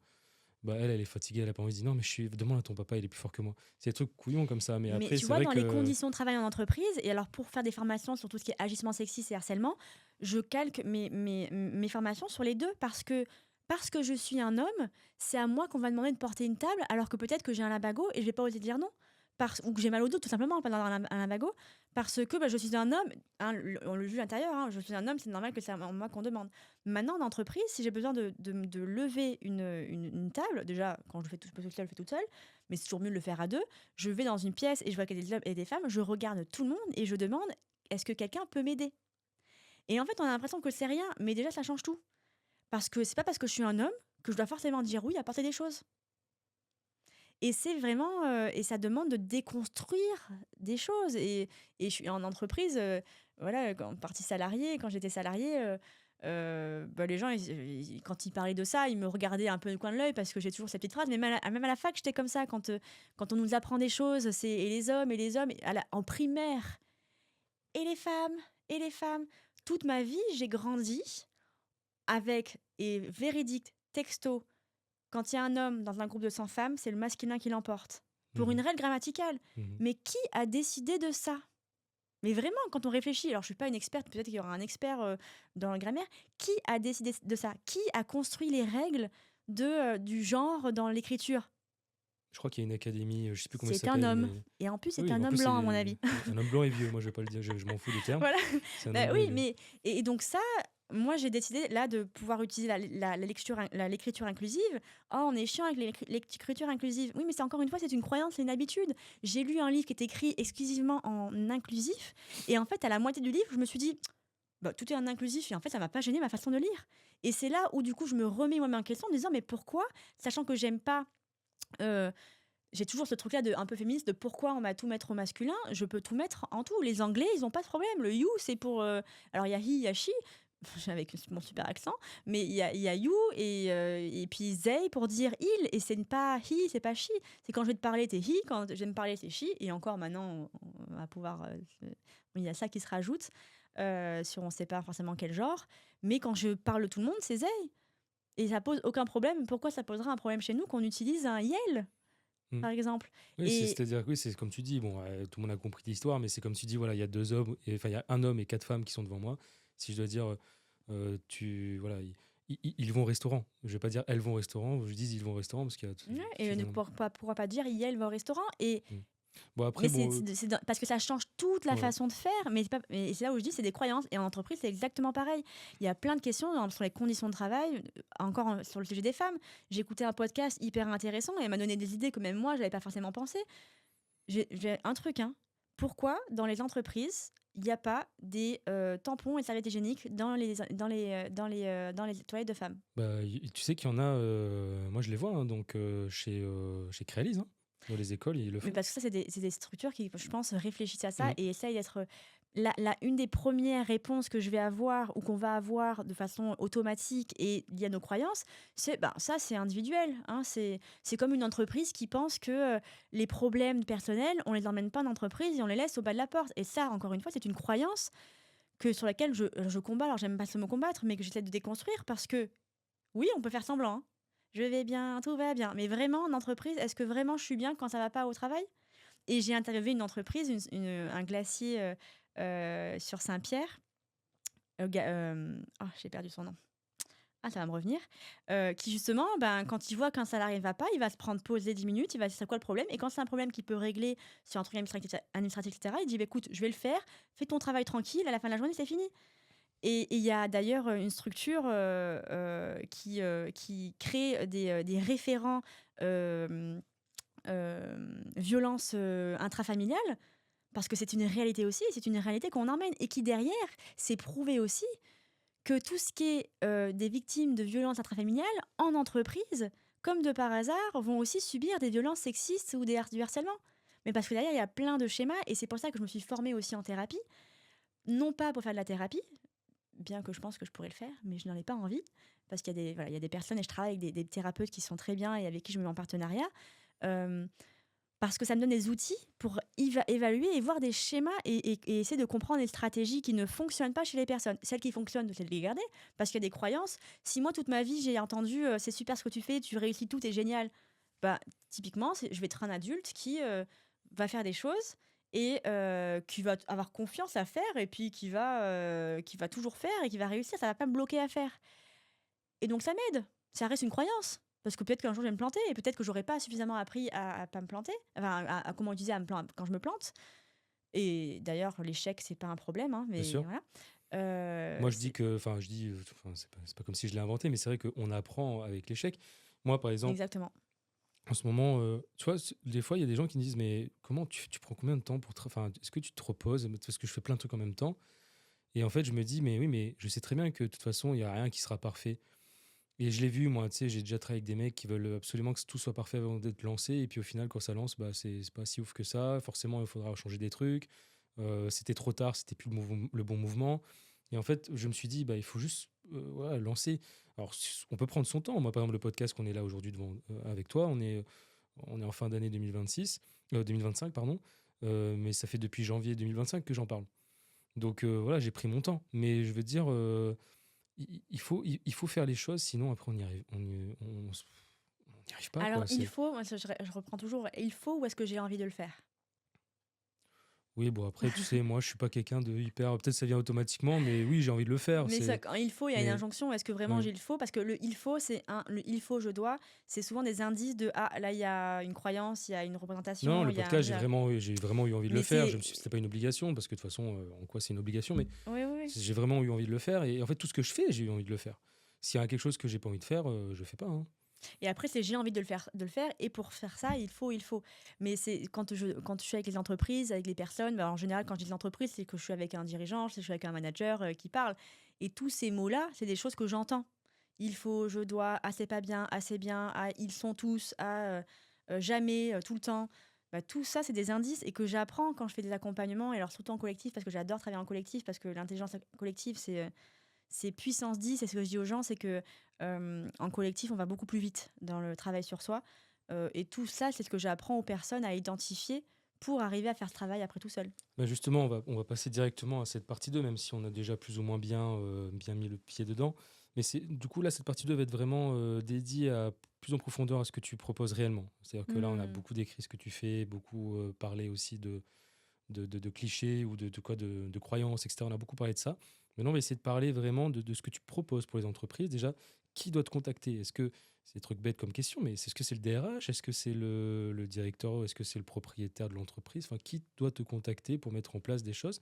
Et après, essaie de développer aussi ce que tu proposes. Tu as parlé Ok. effectivement de structures collectives, donc j'imagine que c'est des petits ateliers que tu peux faire en collectif, etc. Est-ce que tu proposes aussi des choses individuelles? Voilà, je te laisse un peu développer tout ça. Alors, moi, l'idéal, c'est que ce soit le directeur ou la directrice qui me contacte. Mais dans la vraie vie, c'est pas ce qui se passe. Donc, en général, quand j'interviens, je veux toujours avoir le directeur et la directrice parce qu'en fait, si ça part pas du haut, c'est très compliqué. Il faut pour moi que quand on travaille là-dessus, c'est une intention, c'est une envie de, et c'est pas je veux répondre à des obligations. Souvent, c'est ça, hein, c'est la clé d'entrée, c'est les obligations. Mais c'est que derrière, ben, ça demande d'aller. Il faut qu'il y ait cette envie, cette énergie, cette projection euh, de direction, de se dire ouais, on a envie d'y aller et pourquoi on a envie d'y aller. C'est important. Mais oui, les RH, les managers, les directeurs, directrices, et en général, on vient me voir et on me demande quand il y a le feu dans l'entreprise. Je suis beaucoup sur des tertiaires. L'idéal, c'est que j'arrive avant pour pouvoir. Oui, mais après ça, je trouve ça plus ou moins normal, tu vois, parce que c'est vrai que Oui, c'est dur. Enfin, c'est plus ou moins normal. C'est compréhensible. parce qu'il y C'est a vrai que, l'urgence. c'est vrai que le vrai but de mon podcast, c'est aussi que les gens prennent conscience de ça et qu'ils puissent faire appel à toi, comme tu dis, avant que le feu prenne. Mais tu vois, par exemple, tu sais très bien qu'à la Savane, là, à Saint-Gilles, il y a des feux qui prennent.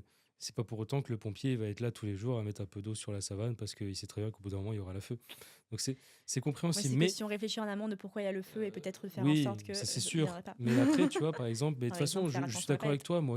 Moi aussi, j'ai cette ambition à travers ce podcast ou même à travers toutes les activités que je fais autour de moi de vraiment dire, voilà, d'être dans la prévention un petit peu, mais voilà, armez-vous de choses intéressantes. C'est comme la cybersécurité. La cybersécurité, on met des choses en place parce que je peux vous dire que quand on se fait pirater, surtout quand on est une grosse entreprise, c'est la MERDE, hein, c'est vraiment que c'est très compliqué. Hmm. Tu te souviens, enfin, je sais pas si tu te souviens, mais moi j'avais un peu vécu ça, pas de près, mais j'avais une collaboratrice dans cette entreprise-là et qui m'avait fait un peu des retours chez Colipay, je crois que c'était en 2000, peut-être 2 3 ans. Ils avaient été piratés, machin, les colis étaient détournés. Ils étaient vraiment Ah ouais, c'est la en galère. souffrance, hein. Et donc voilà. Mais du coup, pour revenir un peu à tout ça, c'était dans le sens où vraiment j'invite, hein, je regarde droit à la caméra pour toi. C'est vraiment, voilà, faites appel, ne serait-ce qu'elle peut venir pour discuter, essayer de comprendre ce qui se passe, parce que c'est vrai que de toute façon, il y aura toujours des points de douleur qui existent, qui ne sont pas forcément visibles. Je pense que pour le bien de tout le monde, c'est intéressant. On en a aussi parlé avec Julie Capitrel sur le salarié aidant, c'est un peu le même sujet. Donc voilà, on revient dans le bien-être en entreprise. Moi, ça me tient vraiment à cœur parce que je l'ai dit en début d'émission que même moi, j'ai vécu des managements toxiques, des entreprises toxiques, et c'est pas marrant du tout. Alors, Ouais. souvent, j'avais l'impression que je gérais. Et en fait, quand j'en parle aux gens, ils me disent tu gères pas tant que ça, Marc, hein, ça t'a bien touché quand même. Et je me dis ouais, c'est vrai. Et du coup, bah, après, je me suis dit il faut que j'arrive à en parler Ouais, ouais. sans en avoir peur, tu vois. Parce que Hmm. c'est ça aussi l'emprise de quelqu'un, hein, c'est qu'on a peur de parler, etc. Et en fait, c'est ça qui fait Oui, puis on que a ça l'impression, comme continue. tu dis, qu'on va gérer, mais là encore une fois, si on va chercher quand on était petit, qu'est-ce qu'on nous disait quand ça allait pas. Mhm, bien sûr. Mais et pour revenir sur ta question, en fait, bon, les indicateurs pourquoi ou déjà effectivement comme tu dis au minimum d'avoir un premier échange, c'est les indicateurs, c'est du conflit au travail et souvent ce que je vois c'est oui mais bon c'est pas trop, je les laisse se débrouiller hein, ça va gérer tout seul. Ça c'est vraiment un risque. Ou j'ai déjà entendu des DRH hein, dire bah j'étais pas là donc je me suis pas impliquée. Mais en fait si c'est ton rôle en tant que DRH, mais c'est pas forcément facile. Donc, quand il y a du conflit, quand il y a du turnover, de l'absentéisme, beaucoup d'arrêts maladie, ça, c'est des indicateurs. Et même le conflit, hein, c'est pas grave en soi. Oui, C'est parce que ce c'est sont des des faux arrêts indicateurs. maladie, hein. Enfin, pas tout le temps, Alors, ouais, non, mais. non, Non, mais non, non, ouais, ce faux arrêt maladie, c'est quand il y a un arrêt maladie, c'est qu'il y a un problème. C'est peut-être pas le problème de comment je l'imagine parce que je me suis coupé le bras, oui, non, mais mais c'est un quand je dis indicateur. oui, quand je dis des faux, bah si, quand même, tu sais, il y en a. Enfin, je sais pas. Allez, je vais quand même au bout de ma pensée. Tu Mhm. répondras. Mais c'est vrai que moi, j'en entends même avec des camarades, etc. Il y en a beaucoup qui disent voilà, ils n'ont pas accepté un congé. Bah, je me mets en arrêt maladie. Mais encore une fois, c'est un indicateur qu'il y a un sentiment d'injustice. Et c'est pas que lié, et je suis persuadée de ma main à couper, que c'est pas que lié à on a refusé une fois mon congé, c'est qu'il y a sûrement un ensemble de choses qui se sont accumulées. Et même, j'ai envie de te dire, une personne qui est là et qui n'a pas envie d'être là, ça reste un signal qu'une personne n'est pas à la place où il faut. Et souvent, on a peur de ce mot licenciement, on a peur, mais déjà de une, ça s'accompagne. Et de deux, quand une personne n'est pas à sa place parce que clairement, elle ne trouve aucun enthousiasme à faire ce qu'elle fait, ça s'accompagne. Et ça ne veut pas dire de... Je pense qu'on va dire ma vision du management et de l'accompagnement de l'entreprise est dans notre responsabilité sociale et Sociétal, ouais. sociétale et Écologique. écologique. Putain, C'est pas grave. ça fait combien de temps qu'on parle? Je Un commence petit peu à plus d'une heure. fatiguer. Mais c'est de pouvoir accompagner. Il y a plein de choses pour accompagner. Et notamment, là, ça peut être aussi quand il y a une problématique avec des salariés ou un salarié, c'est aussi là où je peux intervenir. Et j'ai déjà des RH qui m'ont appelé, par exemple, pour faire un bilan de compétences avec un salarié, parce qu'il y a une demande déjà. Mais au-delà d'une demande, c'est d'apprendre à voir les signaux faibles. Et ça, déjà, de une, je peux apprendre à le faire. Et de deux, quand je vois qu'il y a des choses mais que je comprends pas trop, ça peut être déjà de m'appeler. Et ça peut commencer par du coaching, Ok. enfin de l'accompagnement. Et justement, tout à l'heure, tu disais que tu aimais bien aussi faire partie du recrutement, enfin en tout cas accompagner dans le Hmm. recrutement. Est-ce que du coup, là, tu parlais de licenciement? C'est pour toi, recrutement, licenciement, c'est dans la même catégorie ou c'est deux choses différentes Bah, c'est deux choses différentes, mais ça reste la même chose, Ouais. c'est-à-dire gérer les humains. Voilà. Et du coup, le licenciement aussi, tu peux intervenir ou pas Alors, dans les spécialement? licenciements, je suis déjà intervenue sur des cellules d'écoute, d'accompagnement derrière, notamment au reclassement. Après, ce qui est possible de faire, et là où il y a beaucoup de ratés en général, Oui. c'est la communication.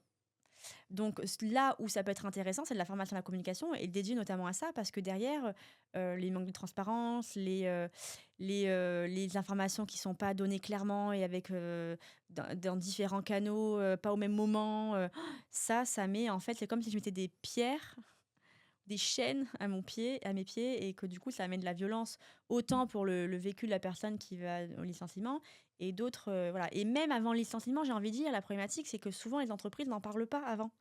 Elles en parlent quand c'est le moment de licenciement. Ouais, ça arrive un peu trop vite. Mais en fait, parle-en dès les débuts de tes enfin, c'est des croyances que, ben non, parce qu'on ne veut pas montrer, les sous, aux salariés. Et je connais des entreprises que j'ai interviewées, un restaurant au Tampon, et ben, ils montrent ses comptes, aux salariés. Pourquoi Ouais. cacher les C'est comptes su- aux salariés si c'est on est super rare ça. transparent? Mais c'est Mm. super rare, mais c'est hyper important parce que derrière, il y a un problème. Les salariés, c'est une croyance qu'ils n'ont pas envie d'être là. Parce que ça les fait vivre, parce qu'il y a une famille derrière, parce qu'il y en a qui font ce qu'ils aiment, parce qu'il y en a qui trouvent du sens à ce qu'ils font, parce qu'ils sont attachés à l'entreprise, parce qu'il y a tout un système identitaire à ça. Pourquoi ne pas poser le problème et utiliser l'intelligence collective pour trouver des solutions? Et autoréguler, parce que qu'est-ce qu'elle fait la nature? Elle s'autorégule. Et des fois, effectivement, il y a des arbres qui vont disparaître, il y a des espèces qui vont disparaître parce qu'il y en a d'autres qui prennent le dessus. Et ça fait partie de la vie. Et je peux le dire ça d'une manière très détachée, mais sauf que ça fait partie de la vie, c'est comme ça.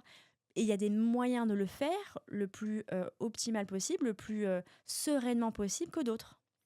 Et justement, du coup, pour revenir un peu, là, c'est vraiment pour essayer de comprendre, commercialement parlant, comment tu pourrais vendre ta prestation. C'est-à-dire que vraiment, qu'est-ce que tu proposes en sein d'une entreprise? Un peu, c'est quoi un peu, si tu devais lister un petit peu ce que tu pourrais proposer à une entreprise, les cellules d'écoute. Alors oui, alors, on va dire que d'emblée, dans tous les cas, je fais du sur-mesure. Mais on va dire que ce que je fais déjà, qui est déjà, on va dire, clé en main, même si je suis toujours en train d'adapter, D'accord. mes formations, elles ressemblent jamais au... Chaque formation est jamais la même. Parce que déjà, j'ai jamais le même groupe, j'ai jamais le même secteur, j'ai jamais... Donc, tout ce qui est formation, formation accompagnée... Alors, mes sujets de prédilection, c'est tout ce qui est la communication, tout ce qui est euh, gestion des conflits, communication, agissement sexiste, harcèlement, et tout ce qui est sensibilisation aux risques psychosociaux et tout ce qui est lié à qualité de vie, conditions de travail. Comment accompagner, comment faire dans son entreprise, comment identifier, comment faire du diagnostic, etc. Ça, c'est la partie formation. C'est la partie où j'apprends à pêcher. Et puis, il y a la partie où je pêche pour les personnes, c'est-à-dire que je vais faire un diagnostic, sachant que, en fonction des situations, quand il y a le feu, moi, j'encourage à appeler les pompiers. Les pompiers, ils ne sont pas internes à l'entreprise, ils sont externes. Parce que ça permet derrière d'avoir une objectivité et on n'est pas rattaché et on peut se permettre d'être la Suisse. J'ai déjà vu des personnes en entreprise qui voulaient faire de la médiation et c'est le directeur, le N+1 d'une personne et pas de l'autre, qui faisait la médiation. Alors clairement, c'est pas recommandé du tout, ne faites pas ça chez vous. Donc la médiation, ça peut être aussi donc cellule d'écoute. Ça, c'est vraiment le tertiaire. L'avantage de la cellule d'écoute, c'est qu'en général, je fais des bilans. Et dans les bilans, il y a des points risques psychosociaux avec des préconisations. Et c'est là où c'est intéressant, c'est que derrière, comme je suis en relation avec les salariés, ça me permet, et notamment, il y a aussi des groupes de discussion du travail qui sont très bien. C'est un outil de l'ANACT et qui est un outil très puissant parce que ça permet de pouvoir faire ressortir des choses de la manière la plus euh, euh, tranquille possible parce que déjà, les gens aiment parler du travail. La preuve qu'on aime travailler Et l'amour, et, comme et tu qu'il disais. y a de l'amour et que derrière, voilà. Et par contre, derrière, si on fait tout ça et que les préconisations, il n'y a rien qui se passe, on perd tout le monde, perte de confiance, etc. Donc il y a toute cette partie-là. L'accompagnement managérial, plus en termes individuels, hein, j'utilise beaucoup les accords Toltec et donc des ateliers aussi en interne. Parce que comme je dis, j'aime bien travailler en collectif. On pourrait appeler ça formation, mais moi je vois ça plutôt comme des ateliers pour justement développer tout ce qui est le groupe, les équipes et la relation managériale. Et derrière, après, il y a l'accompagnement direct des salariés, sur les bilans de compétences, accompagnement, confiance en soi, le pouvoir d'agir. Voilà. Le Et bilan de manager avec la compétences, carte t'en fais automatique. beaucoup? J'en fais pas beaucoup parce que c'est pas mon sujet préféré et d'autant plus qu'avec l'individuel, c'est ce que je te dis, j'ai du mal. Par contre, j'ai un accompagnement collectif du coup qui coûte moins cher individuellement, qui n'utilise pas Calliope parce que j'ai un avis très. Est-ce que ça te dérange d'en parler? Parce que moi aussi, j'ai un avis autour de Calliope. Ah ouais. Alors moi, j'ai écrit un article de toute façon sur le Calliope. Je comprends le principe de vouloir aller sur la qualité. Et là, j'ai mon juge qui va parler. C'est que je trouve que c'est pas gage forcément de qualité. Je dis Mm. pas que les personnes qui sont Je Calliope suis ne font d'accord pas de avec toi. qualité, mais pour moi, c'est pas gage de qualité parce que c'est des grosses structures qui vont se permettre de pouvoir avoir toute une structure administrative, qui vont souvent en général payer des personnes. Et pour vous dire, pour avoir travaillé sur tous les accords d'entreprise, sur tout ce qui est le sujet de l'égalité professionnelle quand je travaillais avec la NACT, la CLARACT à Montpellier, et d'avoir lu tous ceux du Languedoc-Roussillon, clairement, les trois quarts, et il n'y a rien de confidentiel, c'est ce qui a été ressorti, et c'est pour ça il y a plein de lois qui ont changé aussi, c'est que clairement, il y avait une entreprise, une structure qui était spécialisée à écrire des accords, qui avait le même modèle, et on retrouvait les mêmes choses dans tout. Et donc, oui, on peut dire l'entreprise elle a un accord égalité, mais sauf que derrière, le sujet n'a pas été pris. Et la formation, c'est pareil. Il y a Calliope.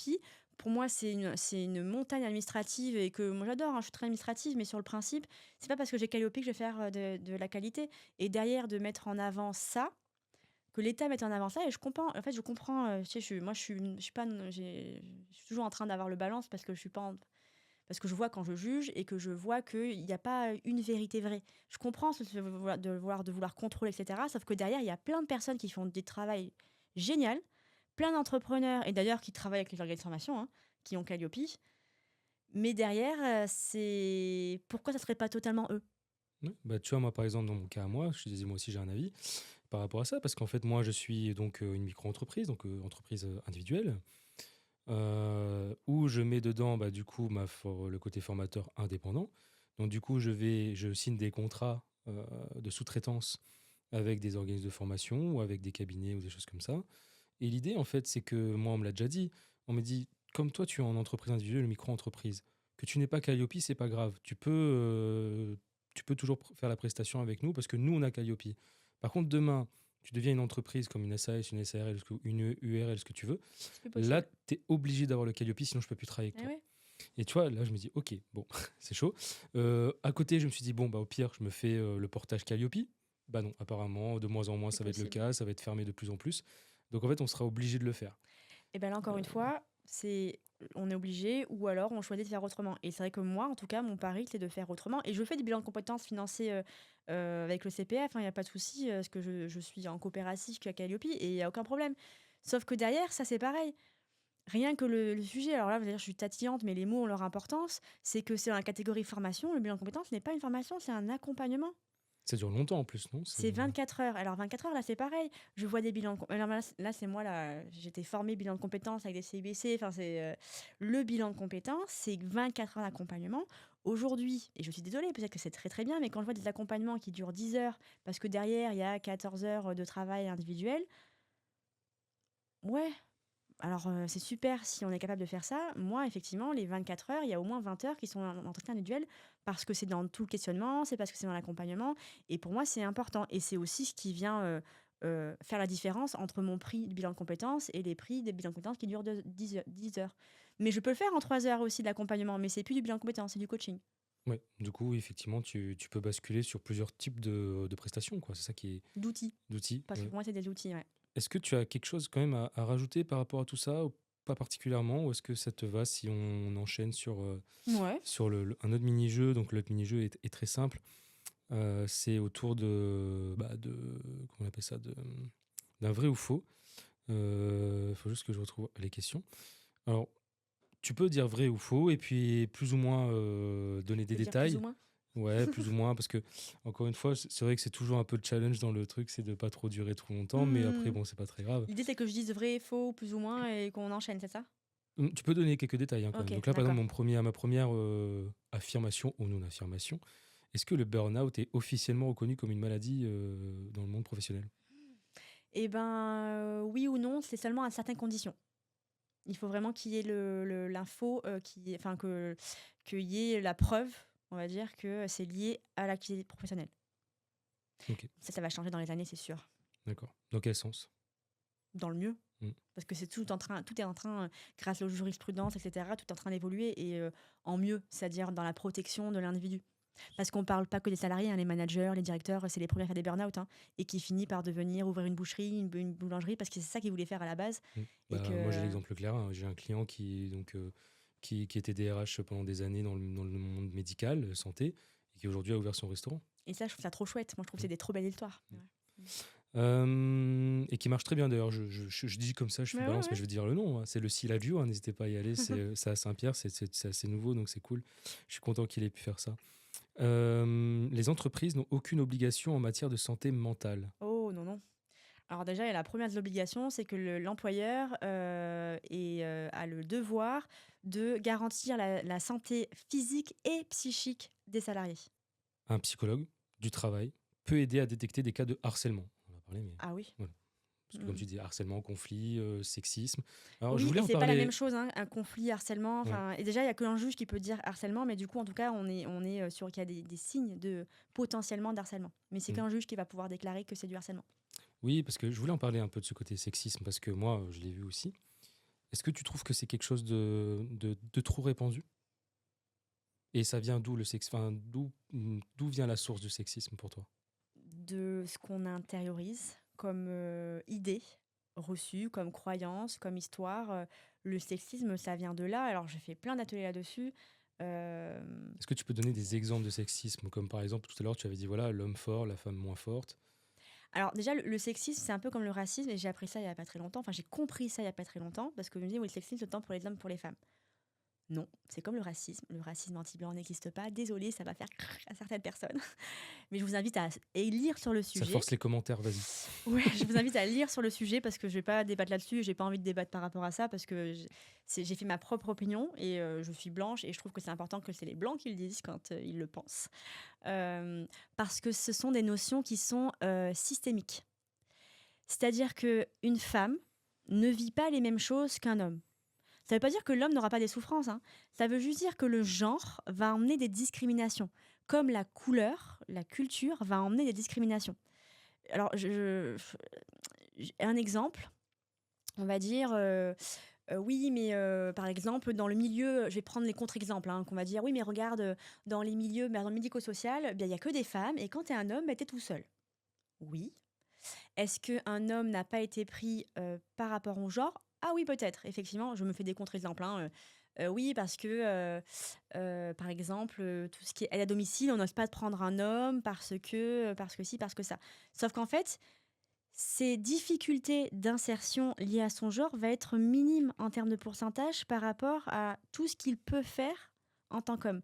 Quand on regarde les classes familiales de familles, de métiers, de secteurs d'activité, les femmes, tout ce qui est très féminisé, alors j'ai pas les chiffres en tête, mais c'est quoi? Je vais pas dire de bêtises, mais entre 10 et 20% où on va trouver une majorité de femmes. Alors que les hommes, on va les retrouver dans 80%, et ça j'en suis sûre de ce chiffre-là, 80% des différents secteurs d'activité. Les salaires, il y a des différences, même dans les entreprises où on met des grilles, parce que souvent on dit nous, il n'y a pas de problème de salaire parce qu'il y a des grilles. Des quotas, tu veux dire? Ouais, Des grilles, tu sais, des ouais. classifications, tant que tu as classification, c'est ces salaires-là. Ah oui, pardon, Mais en on était fait, sur les salaires, si excuse-moi. on va chercher, alors peut-être pas toutes les entreprises, hein, mais je suis persuadée que si je prends 10 entreprises qui disent moi, j'ai pas de différence de salaire parce que j'ai les classifications, si on va pointer le nez, je suis sûre qu'au moins la moitié, il va y avoir des différences. Parce que pourquoi? Parce que qui est-ce qui prend le plus de congés maternité parental? C'est encore les femmes. Et le Covid a un petit peu commencé à changer ça, hein. Qui est-ce qui doit le plus s'occuper des activités à la maison, plus que, je dis pas que tout, mais en majorité, quand on regarde statistiquement, parce que la problématique, quand on n'est pas d'accord, c'est qu'on commence à individualiser la problématique. Non, mais moi, en fait, je fais comme ci, je fais comme ça. Pareil que le racisme, hein. Et quand on individualise, on ne voit pas justement le problème de niveau de la société. Et quand on est une femme, on a plus de difficultés quand on est un homme sur plein de sujets.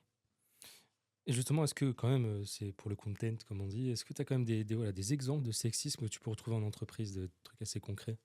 Bah, déjà, par exemple, le fait que quand je suis une femme et que tout le monde est en train de débarrasser les tables, qu'on me demande pas à moi. Oui. Ben ça, c'est très sexiste. Alors attends, j'ai des exemples. Alors j'ai plus des exemples avec le racisme, mais sur le Moi, j'en sexisme. ai un peu sur, je pense que c'est du racisme. Par exemple, euh, quelqu'un était asiatique dans l'assemblée et en Asiatique, c'est grosso oui. modo, on nous critiquait parce qu'on ne travaillait pas assez ou machin et qu'il a carrément dit, mais comprends pas, toi, tu es asiatique, le travail, ça doit être naturel. Un truc du genre. Oui, mais ça, c'est un propos Ouais. raciste. Parce que derrière, en fait, on me dit oui, mais on peut plus rigoler. Alors déjà, oui, on peut rigoler, puis pour ça, on paye des spectacles, hein, des one-man shows, on va dans des comédie clubs. Les gens on sait qu'on va aller rire de tout et de rien, il n'y a pas de souci. Au travail, c'est un endroit sécurisant. Je donne un exemple très concret. En entreprise, en formation agissement sexiste, et puis ce qui était chouette, c'est qu'il y avait un directeur dans cette salle. On parle de tout ça, de l'humour justement d'entreprise. Et là, il réfléchit, il se dit, mais c'est vrai qu'en fait, maintenant, quand j'y pense, ben, on est autour de table, on mange et puis il y a des blagues. En plus, à la Réunion, c'est comme ça, hein. On fait des blagues sur les oreilles, sur les créoles, sur les Arabes, les Les Chinois, Cafres, les oui. Chinois. Enfin, et oui, mais c'est super. Mais c'est dans un cadre différent. Alors déjà, c'est personnel, donc, mais dans l'entreprise, c'est-à-dire que je ne sais pas avec qui est-ce qu'il y a autour et à quel moment ça va blesser quelqu'un. Et il y avait une personne typée asiatique dans la formation. Et c'est vrai que elle dit, quand on fait des blagues là-dessus, bah, je me dis, est-ce que finalement, ça ne blesserait pas l'autre? Et j'ai même, personne n'avait besoin de parler. Le faciès a répondu. Et en fait, la différence, c'est le consentement. Ça se voit quand ça blesse.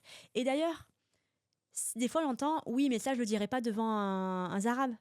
Mais si je le dirais pas devant un arabe, pourquoi je le dis tout court? Si je sais que ça peut blesser quelqu'un, pourquoi j'utilise encore ça? Mais parce qu'on a des habitudes.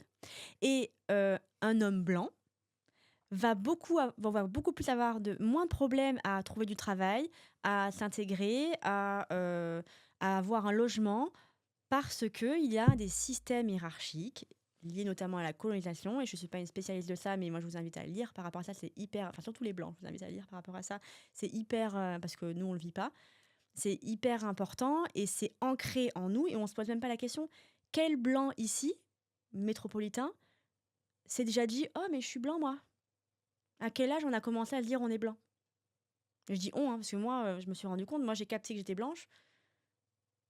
Alors la première sortie en boîte de nuit tropicale, mais c'est surtout à Mayotte en me disant oh! Et je me suis dit mais je comprends en fait comment on peut se sentir, mais j'aurais aucun problème. Et j'ai demandé à un ami parce que j'essaie vraiment de comprendre ce côté le racisme anti-blanc n'existe pas. Et un ami donc maoré, et c'est lui qui m'a éclairé la lanterne. Donc ça faisait des mois et des mois que j'essayais de comprendre, je voyais le pour, le contre. C'est ça, écouter, soyez sceptique, c'est que j'écoute et puis je vois. Et je lui dis ouais mais moi si je vais en Afrique, je suis blanche, et que je trouve pas de travail parce que je suis blanche, est-ce que c'est du racisme? Ben non, c'est de la discrimination, oui, mais pas du racisme, parce que je rentre dans mon pays et je vais trouver, je pas de problème. Et franchement, quand on est blanc, je pense pas qu'on a du mal à trouver du travail en Afrique. Il y a qu'à voir le nombre de directeurs qui sont expatriés. Mm. De Ou quel, même à Maurice, hein. oui, mais et même ici, et même à Mayotte. Et on va dire, oui, mais c'est le problème de compétences. Non, ouais, je suis d'accord avec toi. Préjugés. Ouais, clairement. Mm, C'est vrai mm. que moi, ça m'avait un peu choqué aussi. Bon, je vais pas donner les structures, même si en général, je suis pas limité à ça, mais c'est pas très grave. Mais c'est vrai que moi, mon père travaille dans une grosse entreprise nationale ici à La Réunion.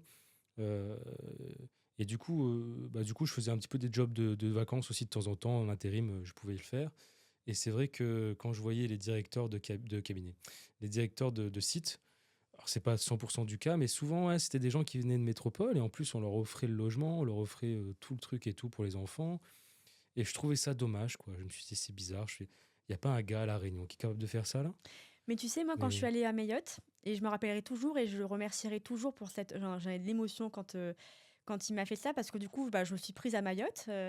Et moi, j'entends, parce que je suis blanche et que j'entends et que j'ai grandi dans des. Et il y a vraiment encore un jugement de valeur par rapport à ça, parce que l'idée, c'est pas de le critiquer, c'est de voir, parce que quand je conscientise, et je peux transformer les choses si je décide que c'est pas OK pour moi. Et c'est pas OK pour moi. Mais moi, j'arrive, j'ai 25 ans, je me dis, bon, et est-ce que je pourrais avoir un billet aller-retour gratuit? Est-ce que je pourrais avoir ce que les expats ont? Mhm. Déjà, ce mot expat ne devrait pas exister quand je travaille à Mayotte et à La Réunion, parce que quand je suis de Cannes et que je vais travailler à Paris, est-ce que je suis une expatriée? Mhm. Non, déjà de une. Et ce personne qui est métropolitain, hein, et qui m'a dit, ben non, parce que les salariés mahorais n'ont pas besoin de droit à ça, alors une personne qui va arriver n'aura pas le droit à ça non plus. Il y avait un accompagnement pour me montrer, m'aider un peu à trouver un logement, etc. Parce que voilà, comme on accompagnerait quelqu'un bien qui arrive, ouais, pas d'accompagnement financier, hein, pourtant, mais il y avait pas ce. Et j'ai trouvé ça, et en fait, ça m'a fait un. Mais il a raison. Et pourquoi j'ai cette croyance?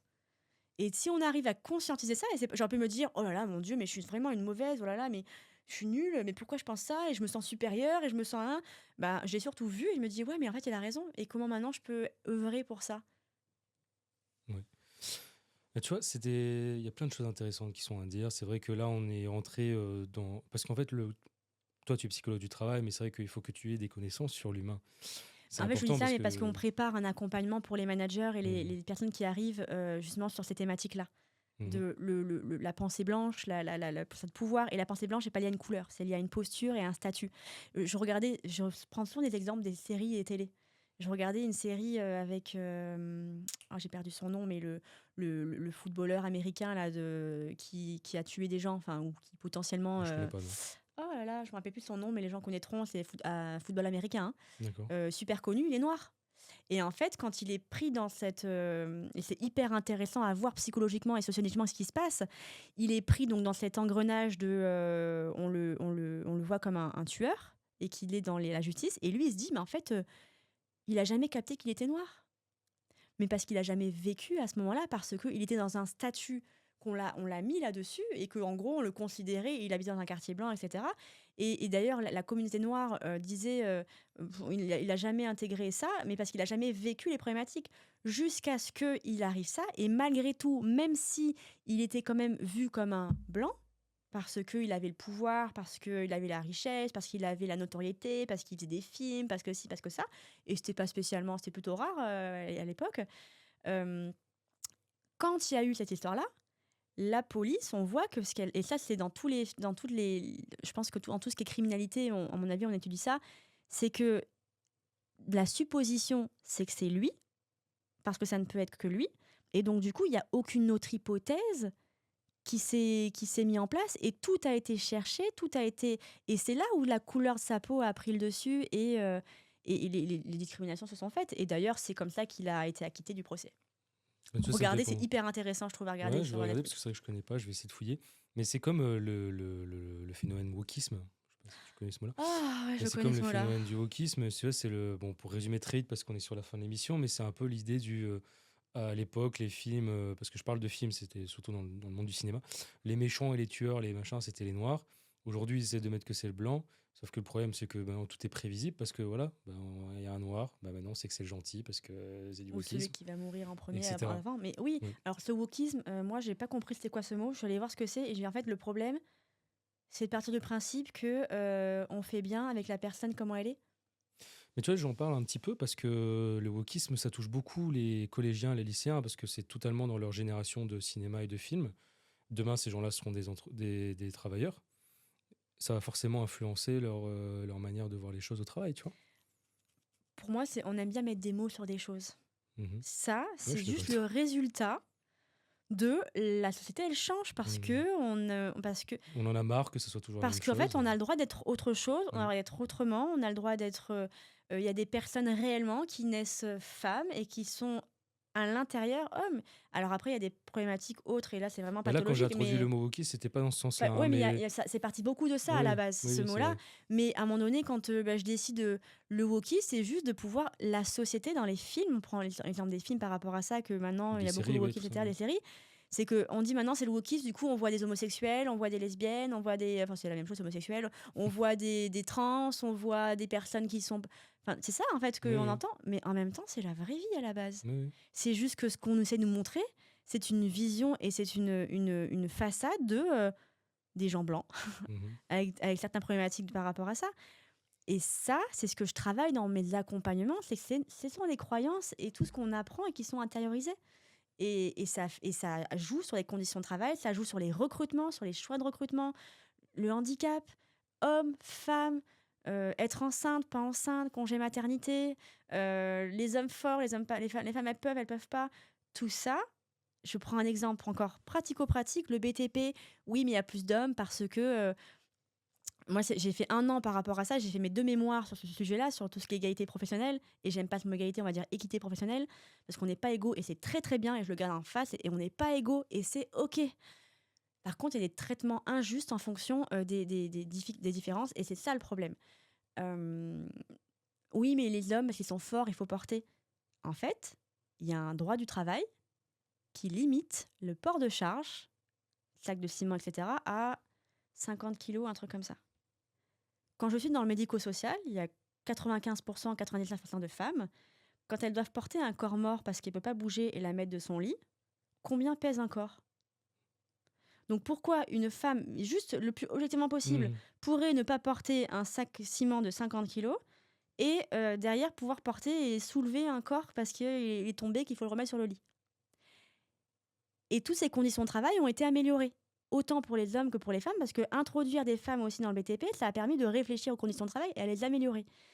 Et derrière, toutes ces conditions physiques s'améliorent et il y a des avancées énormes qui ont été faites. Et aujourd'hui, on parle plus d'épuisement professionnel parce que justement, maintenant que la partie physique du travail a été un petit peu réglée, il y a toute une intensification du travail avec des exigences qui augmentent et qui emmènent derrière des surcharges de travail, des injustices, des choses comme ça. Et donc, on parle maintenant plus d'épuisement professionnel parce que c'est pas un nouveau sujet, mais c'est un sujet qui se développe parce que les organisations de travail changent. D'accord. Et les Et gens changent plus vite que les entreprises. oui, dans quel sens tu veux dire ça exactement? Et bien parce que la société change et que les entreprises, elles ont du mal à changer Ah, je aussi sais, ok, rapidement. oui, d'accord. Et c'est pour ça que ça coince. Oui, c'est vrai, c'est vrai, c'est vrai.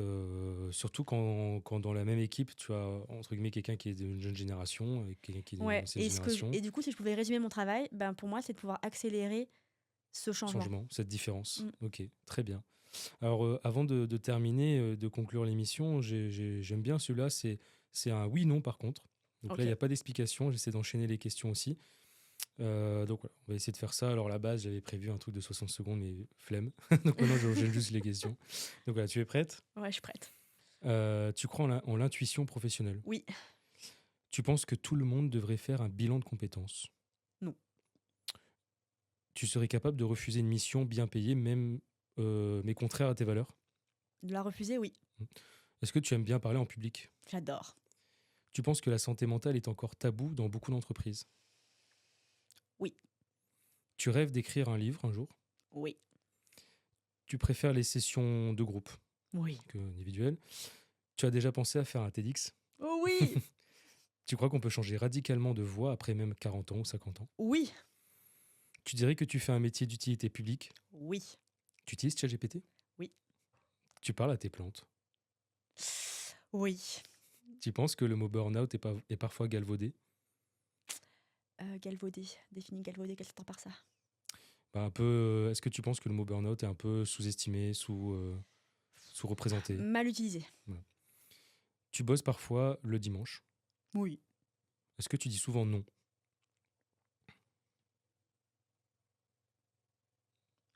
Je peux pas dire non là. Mhm. Sinon.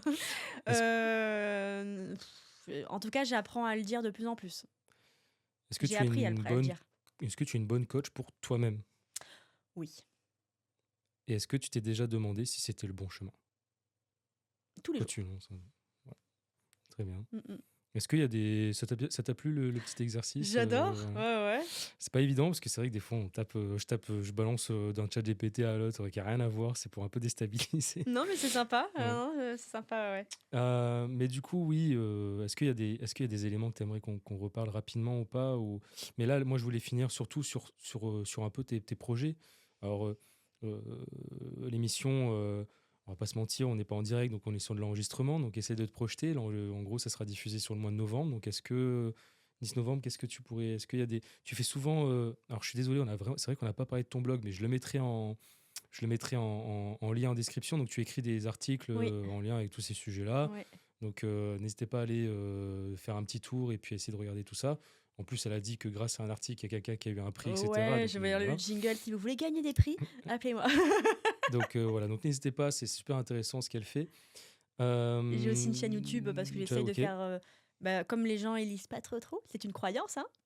Si vous lisez, mets-moi en commentaire sur mon blog, je lis ton article. Bah oui, Ouais. mettez-le. Ça permettra de. J'adore quand on contrecarre mes croyances, mais j'ai aussi une chaîne YouTube parce que l'idée c'est de pouvoir faire ce que j'aime et de pouvoir le filmer et de l'ouvrir au maximum de personnes possible. Super. Donc, c'est quel type de format que tu fais? C'est des vidéos courtes, toutes seules? C'est comment tu... Alors les gens ils disent qu'il faut faire court, mais moi je sais pas faire court. Non, en Ah général bah là, j'essaie on de n'est pas faire des. court du Ouais, tout, non, mais hein. j'adore. C'est pour ça c'est très très bien. Et je trouve que c'est bien parce que, au bout d'un moment, c'est bien. C'est comme le fast-food, quoi, hein. Ouais, c'est bien, mais au bout d'un moment on finit par être obèse. Et donc de pas travailler notre cerveau là en l'occurrence. Mais j'essaie de faire des vidéos de 10 minutes. D'accord. Sur des Ouais. sujets bien précis, du coup, hein, C'est bien, bien Mhm. précis, donc c'est pour ça que ça m'en faire Et plusieurs. ça aiderait quel type de personnes? Plutôt les salariés ou les managers? Alors, je fais beaucoup pour les managers, les responsables, et j'ai des parties aussi salariés. Mais pour l'instant, j'en fais un peu moins parce que je le fais beaucoup plus en atelier, en direct. Mais ouais, plus pour les entreprises, les managers et les directeurs. Est-ce que tu fais aussi des webinaires, des choses comme ça? T'en fais plein, toi, des webinaires en Alors, pas général, mais plein, là... mais j'en fais, ouais, mm, j'en fais. Et d'ailleurs, pour me projeter, mm, j'en prépare pour les entreprises, justement pour tout ce qui est le sujet du recrutement. d'accord. Et peut-être après voir sur quel Ouais. format, un peu comme toi, je vais essayer. Et puis, on verra. Et Ouais. où est-ce qu'on peut avoir l'information si t'en sors un Et ben, je le bientôt sur partagerai sur ton... LinkedIn. Ouais. Donc sur LinkedIn, pareil, je Ouais. mettrai aussi ton lien vers ton profil LinkedIn Et en j'essaie de mettre à description. jour mon blog. Alors, c'est aussi mon site. Bon, c'est pas un site très pro, c'est, on va dire, le plus simple possible. Mais il y a une partie événements, donc en général, j'essaie de mettre là aussi quand je fais des choses. Très bien. Mais sur LinkedIn, ouais. Est-ce que tu aurais... Et ma newsletter, parce que du coup, c'est Oui, super, c'est pardon, la newsletter. excuse-moi. Oui. Ouais. Donc Mm, mm. newsletter donc il faut s'abonner et puis tu Ouais, envoies c'est par ça, avec mail. LinkedIn, c'est vachement bien en fait, c'est Ah, c'est pratique. newsletter LinkedIn. Bah ouais, Très alors bien. j'en ai une aussi quand on se met sur mon blog, ça permet de pouvoir avoir les infos. Mais du coup, je le transmets aussi sur LinkedIn et en fait, c'est Mm. vachement bien parce que j'aime bien ce format-là. Je suis en train de préparer le mien aussi Ouais, sur ouais, ouais, LinkedIn. bah, je le trouve Donc, vachement bien. Mm, mm. ouais, donc dites-nous en commentaire, peu importe sur quelle plateforme vous êtes, dites-nous pour ceux qui consomment beaucoup de LinkedIn, est-ce que vraiment le côté newsletter, ça vous intéresse? Après, j'en connais qui ont lancé et qu'effectivement, ça marche bien, hein. Donc, c'est cool. Est-ce que tu aurais quand même une petite phrase, alors soit une citation, un mot, même toi, une phrase que tu aimes bien, quelque chose, un mantra, souvent je dis ce mot-là, que tu pourrais partager là devant tout le monde? Alors, je vais dire celui que je dis souvent et qui me Mhm. vient là, le premier qui me vient en tête, c'est la phrase de Thomas Edison. Je n'ai pas échoué 10 000 fois, j'ai trouvé 10 000 façons qui ne fonctionnent pas. Ok, donc tu l'interpréterais comment, toi? En Dans fait, ta vie de tous les jours, un peu, dans la vie, il faut essayer. On peut pas savoir si on n'a pas essayé. Ok, Donc, très bien. pour dépasser les croyances, c'est d'essayer. Mais derrière, il y a des peurs. Et je suis là pour en parler des Bah, c'est peurs. comme les podcasts, tu sais, il y en a souvent qui me disent: «Ah mais regarde là, tu fais ci, tu fais ça, c'est pas bien». Je dis: «Ouais, bah merci, tu vois, j'ai dû le faire pour que tu puisses me montrer que c'est pas bien». Mais oui. Il y a pas le choix, sinon on peut pas, ce matin, j'étais aussi en train d'enregistrer pour des clientes, hein, donc si voilà, pour ceux qui veulent du contenu et tout ça, c'est faisable, je le fais aussi. Et elle disait: «Ah ça se voit que tu es à l'aise». Là, j'ai regardé ton tout premier épisode et cetera. Là, on le fait en direct avec toi. On voit tout de suite que c'est bon, tu as approprié le métier, tu t'es approprié l'exercice. Et c'est vrai que je me dis, bah oui, mais parce que j'ai dû me voir faire des erreurs, j'ai dû me regarder, Ouais, prendre ouais. ce temps-là. Alors moi, j'ai pas de souci avec mon image, hein. Je sais qu'il y en a qui disent: «Ah, je déteste me regarder, machin». Moi, je m'en fous, je regarde. De toute façon, moi, je regarde tout le temps mes épisodes de A à Z, je suis obligé. Donc voilà. Mais donc oui, tu as raison. Il faut faire les choses, comprendre déjà pourquoi ça fonctionne pas, pour que ça fasse mieux. Il y en a même qui me disent aussi: je fais jamais 2 fois la même chose. Parce qu'en fait, ça veut dire que si tu fais une fois une erreur, bah, tu fais plus 2 fois la même chose. Donc Quand on apprend, tu et en continues. entreprise, c'est pareil, quand il y a quelque chose qui coince, qui fonctionne pas, si du coup, il y a cette phrase d'Einstein, hein, que la seule folie, c'est de faire toujours la même chose et s'attendre à un résultat différent. Et pour moi, alors on pourrait dire, oui, c'est des phrases banales. En fait, c'est des phrases banales si on les dit comme ça, sauf que si on les intègre, ce que ça dit derrière, c'est hyper important et C'est comme les accords Toltec, oui, c'est tri. Alors j'ai appris ce nouveau mot New Age. Mmh. On aime bien mettre des mots sur des trucs. Les accords Toltec, ça fait très longtemps que ça existe. C'est juste qu'il y a une personne, Maud Séjournant, qui a amené ça en France. Et d'ailleurs, elle a développé le cercle de vie et je me suis à faire accompagner par le cercle de vie et je vais continuer à être formée pour aller plus loin dans l'accompagnement. Et donc, c'est le seul organisme qui est habilité, hein, en tout cas, et qui a été formé via Maud Séjournant par Don Miguel Ruiz, qui a écrit les livres. Mais en fait, oui, quand on lit comme ça, on dit oui, bah, c'est logique, etc. Sauf qu'en fait, le plus difficile, c'est de l'appliquer tous les jours. Et en fait, ça fait sens et ça fonctionne. Et c'est ça qui compte, c'est que ça fonctionne. Le Et quotidien n'est c'est jamais évident, et les mais preuves scientifiques, c'est super. Moi, je suis la première à donner des trucs scientifiques, sauf qu'en fait, la science, par définition même, elle bouge tout le temps. mmh, Et il y a de plus en plus de la science qui est en train de prouver des choses. Quand on parle de mort imminente, d'expérience de mort imminente, quand on parle d'énergie, la science est en train de prouver de plus en plus de choses. mmh, Donc, ce qu'elle dit aujourd'hui, la science, et ce qu'elle va dire dans 20 ans, mmh. moi, j'ai trop hâte de savoir parce que ça va être trop plein de belles choses, à mon avis. Ouais, les années 2050, ça va être quelque chose. Ouais. Bah, écoute, merci beaucoup pour tout ce temps qu'on a pris ensemble, on a pu découvrir pas mal de choses. J'ai pu essayer d'aller chercher certaines informations, tu t'es bien dévoilé, donc je te remercie pour tout ça. Donc voilà, merci Merci encore à d'être toi, présent. parce que c'est Ouais, vraiment très, très chouette, déjà voilà, de découvrir ça, de faire ça pour la première fois en plus ouais. c'était un super temps, donc merci beaucoup. Bah, je t'en prie. Donc là, on est, pour ceux qui se demandent, donc on est placé chez Trapèze Studio, sur la Ravine des Cabris, donc dans le sud de l'île. Donc voilà, vous avez aussi tous les liens, je leur mets leur Insta, leur YouTube aussi, vous faites-vous plaisir. Ils se développent énormément, donc c'est très très chouette. Donc voilà, merci encore une fois à toi Sarah, à bientôt. Je termine cette émission avec forcément un gros remerciement aussi au sponsor Digiforma, donc l'outil tout en un CRM pour les organismes de formation. Donc vous allez pouvoir créer vos facturations, vos devis, vos évaluations, intégrer vos formateurs, vos apprenants. Ils vont pouvoir diffuser, stocker, diffuser de l'information. Vous avez aussi l'emailing, etc. Enfin, c'est un truc très très complet de CRM, utilisé par plus de 5000 organismes de formation partout en France. Numéro un à ce niveau-là. Donc voilà, je vous mets le QR code à l'image, le site internet en description. Vous avez tout ce qu'il vous faut. Donc voilà, allez-y, foncez si vous êtes dans ce domaine d'activité. Et sur ce, je vous souhaite un très très bonne journée, très bonne semaine et puis à bientôt au prochain épisode. Merci à vous, au revoir.